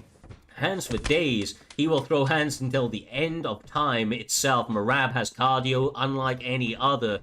Taking that round, back steps, couple at the end of that round, but let's be honest with you, it was always forward momentum for the full 5 minutes, or so it felt. Second round to go, every fight starts standing, Doc. We'll have to see how long Blake can keep it here, because when he's on the feet, he looks great. But on the mat, obviously, different story entirely when Cloud gets you down. I mean, you say that. He's had more success on the feet than he has. I'm telling you, bro. I'm telling you, bro. Why did he throw that head kick? Why? Oh my God. Oh, that's why. That's why. Oh. Okay, this may become a crazy fight. This is about to go to the Wild West and a half. Both of these guys really just throwing anything to the wind. Elbow there, trying to slip out the way of shots. Blake, look, finding a home for shots when he can, but Merab's cardio is keeping him in this fight at all possible notice. This is just, no words. Oh my god, that Beyblade may come in clutch one more time. I'm telling you, bro, he's getting so close for the knockout blow on that. You need to use it as a counter. Yeah. That's what he need to do. Lovely front kick! Oh my. Oh. Knee into the elbow. Give him that old knee bow. Give him that old knee bow, he says. Blake doesn't I think care. he can smell it. Understands it. Like, He think this is moment. He can smell it. That's why he's fighting like this now. Cause he can smell it, but he can't get carried away. Look, when your opponent's a grappler, I ain't gonna lie to you. If your opponent's a grappler, throw a knee bow up there every now and again, bro. Like, yeah, you let them know that shit's real and it can come your way real quick. You gotta be careful. He's having the fight of his life right now, the hardest challenge he's fought, and it's just before he hits even the harder fight of Smudger getting the clean victory on his side. These two, Oh my the head, a reversal now coming out. Blake's got winning the round so far. You've got to admit he's got the knockdown early on. 2 minutes left on the clock. It's all to play for. Sprawl position, and Blake decides, okay, fine, I'm happy to get back up onto the feet and jab straight there. Marab though putting on this nasty pressure. His cardio goes on for days here, Jay.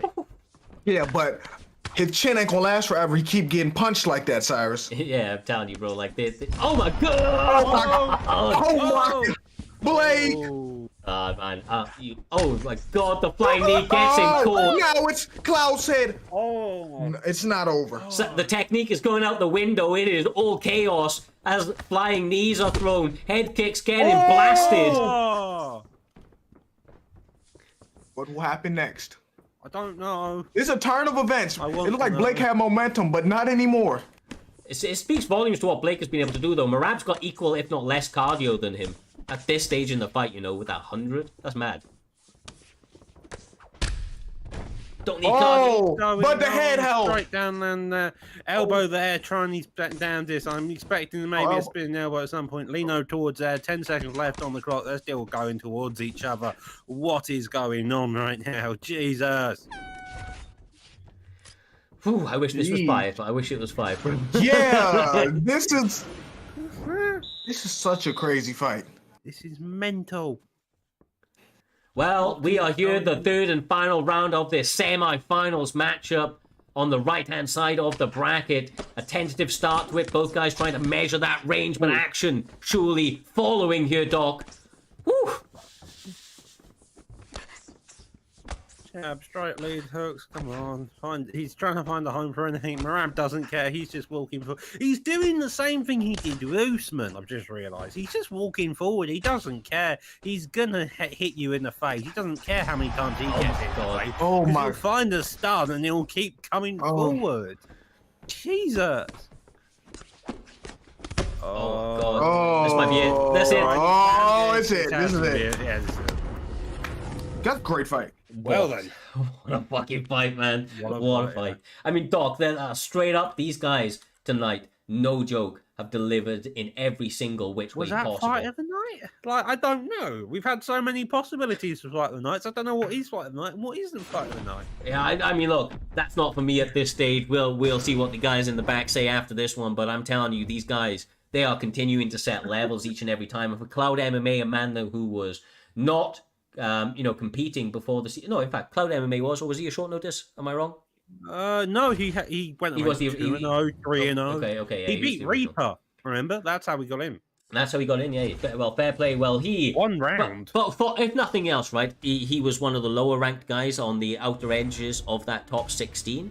And he came into this fight as one of the underdogs. Of course, we have so many former champions coming into this. For Cloud MMA to come through and have the performance that he has here this evening, he has answered all of the naysayers. He has proven his rightful position on this card here this evening, and now has an opportunity to secure primetime gold in his very first Grand Prix. J-Dime, that would not only be an incredible feat for any veteran of the community. For this guy to come in here and do it on his very first attempt shows the belief he has in his ability, shows the danger that he brings to the cage, and now he has to do that one more time against the most dangerous man in that octagon, which is the reigning champion, a man that has been untouched for what feels like almost a decade under this promotion. Every loss he's got, or any loss he's got, he has been able to get that one back, and now he's going up against Cloud MMA in the primetime Season 4 PlayStation Grand Prix, brother.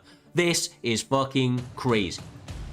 There's bad blood here, too. There's a lot of bad blood. So I'm here. looking in chat, and it's like, he's like, They say NM member versus rogue NM member right here. and he said, "Invite me, student smudger." That's what Cloud said. Like, there's a lot. Yeah, no, it seems like this is.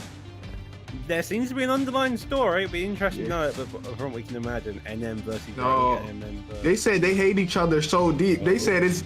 He called him student. He called Smudger student. They said he was once an NM member. He said, but now he is rogue. Now Cloud.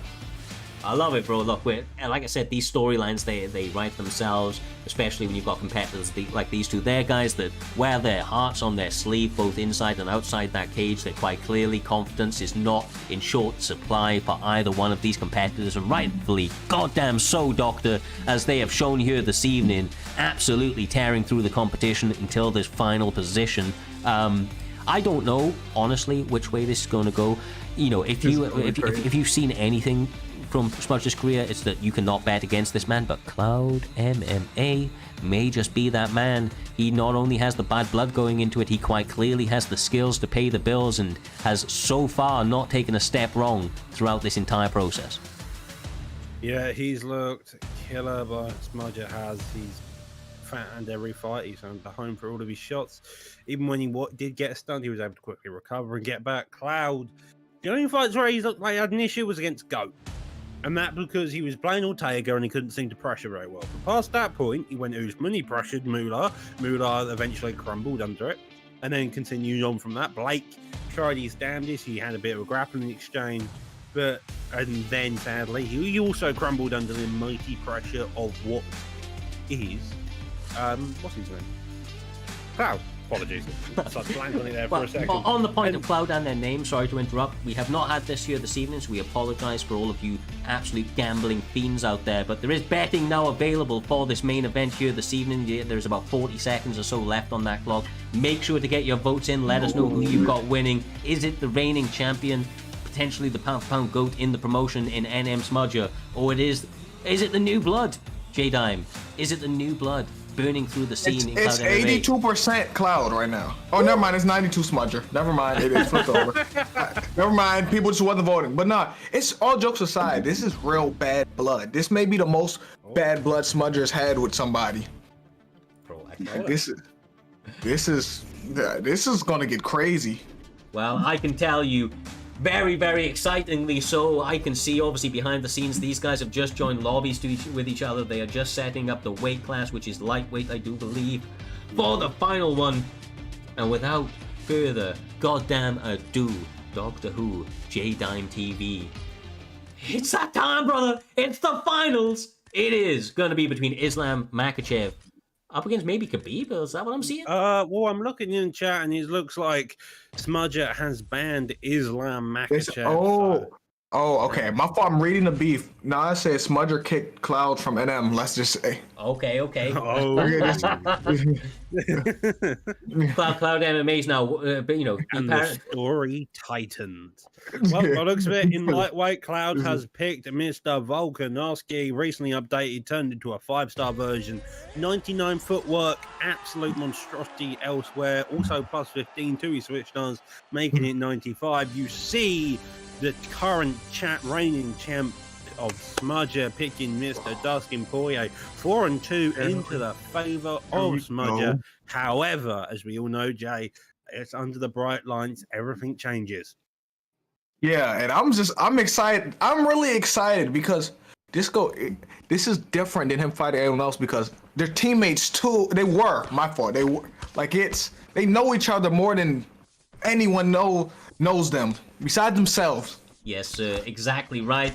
The bad blood has absolutely balled through this tipping point here this evening. It is the finals, the PlayStation Grand Prix. The stakes could not be higher as the champion on the left-hand side in the red corner, NM Smudger, looks to defend potentially one more time up against his old foe, a new blood in primetime MMA, Cloud. You can see the mutual respect these guys have, Doc. They're trying to really work that range, taking a little bit more of a slowed and calculated approach than you've seen in some of their past performances. Yeah, Well, Smudge already starting out with the pressure. Can't quite. Hasn't picked McGregor, interestingly enough, so maybe he expects a bit of the more grappling exchanges. Wild overhand does land there. You got to imagine, though, if these two have got bad blood, the emotion will be ramping high, and sometimes that makes you throw strikes that maybe you don't want to be throwing, make you want to get that quick finish. You don't think about it as calmly as you should do in some cases here, Jay. Yeah, and I just remember I seen Cloud beat Smudger in a tournament before too. So this bad blood is This is from yeah, this is deep. This is deep. Trixie versus Fad type of fighting possibly going on here. Well, they are pushing the pace. You can see the champions trying to work that lead hook to the body. Cloud MMA trying to be a little bit more elusive, firing those teeps up and trying to work behind that jab. Whew. Those teeps are money for him right now as well, though, Jay. He's landing them very nicely. I can tell their hearts are racing when they're like. I can feel the animosity in this match. There's not much to say because I feel like you can just watch it and you just get the general gist. It's like Yeah, you can watch this and tell they don't like each other. You can feel it in the air right now. These two, as soon as someone gets a stun, you are just off to the races, and whoever gains the lead first and the quickest is going to be the nothing like Cloud has a sudden burst of anxiety there, just throwing all the shots he can, but Smudger stays calm under the pressure and then comes back, putting on even more pressure. And with 50 seconds left in the first of 5 possible rounds, this is looking like it's going to be a very tense fight. Honestly, Smudger just being so in the moment, his ability in high-level fights to pull out things like the stutter step backwards, Jay, and catch counters from it like we saw in the last fight and almost in this one just a moment ago. It's truly impressive. It really, really is. Cloud sticking in it, answering back with some good shots, but Smudger is accumulatively adding up that damage right now. He is, and I think it's important for Smudger and especially Cloud. Don't fight with your emotions. Don't fight angry because it's like you're fighting blind. You miss out on stuff because you're not thinking. You just want to hurt the person. Yeah, 100% right. So the betting line going into this one was 92% Smudger up against 8% on Cloud, but that was 4 bettors against 2. So it wasn't actually, there was just some big bettors in there. Some guys really put down some money on Smudger. It's kind of reminds me of the Amanda Nunes bet. Some guy who, I can't remember who was, put down a couple million on it. It was just like, look, nothing's guaranteed in this game. This is high-level chess here between these two guys. Either way, it could truly go. I mean, the Smudge is actually slightly behind in stamina, but I don't think that matters much when you think that. I think he actually got that round. I don't know which way you guys took it, but a close one. I do think the Smudger maybe edged it, though. Well, these two are having a whale of a time digging into the body there, going up top as well. Straight elite hooks coming back and forth. I'm not quite sure who's winning. Oh my god! Oh my god! McLeod is separating himself in that conversation right now. Gets a big stun, Jay. Yeah, and like I said, Cloud doesn't. What's the word? Cloud really believes he's better than him. It's not the mystique there because he really knows him, and you know what I'm saying, Cyrus? Yeah, definitely, man. When you know somebody that it intrinsically adds massive amounts of confidence to your style, especially if you've got the better of them in some of those previous matchups. Right now, these guys, I actually feel like Smudger feels the threat for the first time here this evening. Yeah. Mm-hmm. You can see it. Yeah, he's kind of almost second-guessing himself. Even when he was getting hurt in that first fight against Smokey, it didn't, change the way that he fought. Right now, he's fighting a little bit more composed, but he lands the left hand. Oh, now he didn't even the score now. Yeah. Now this is almost an even round. Now, who's going to take this? It's like 9-9 again. Well, Smudger may have been doing the maths in the back. He's made his calculations. The reads have been made, Doctor, and now he is pouring on the pressure. Can he sustain this damage, or will he walk onto another big shot from Cloud? Oh! I don't want to reply. I'm a bit too invested in this fight. It's a bit difficult. It seems like Smudge is trying to work down that block to then find his shots. A lot of the jabs, a lot of the hooks, also foreign shoot. Not a lot of uppercuts, probably a bit too risky on the pull counters. Yeah, words. The combinations from Smudger, he uses the fundamentals so goddamn well.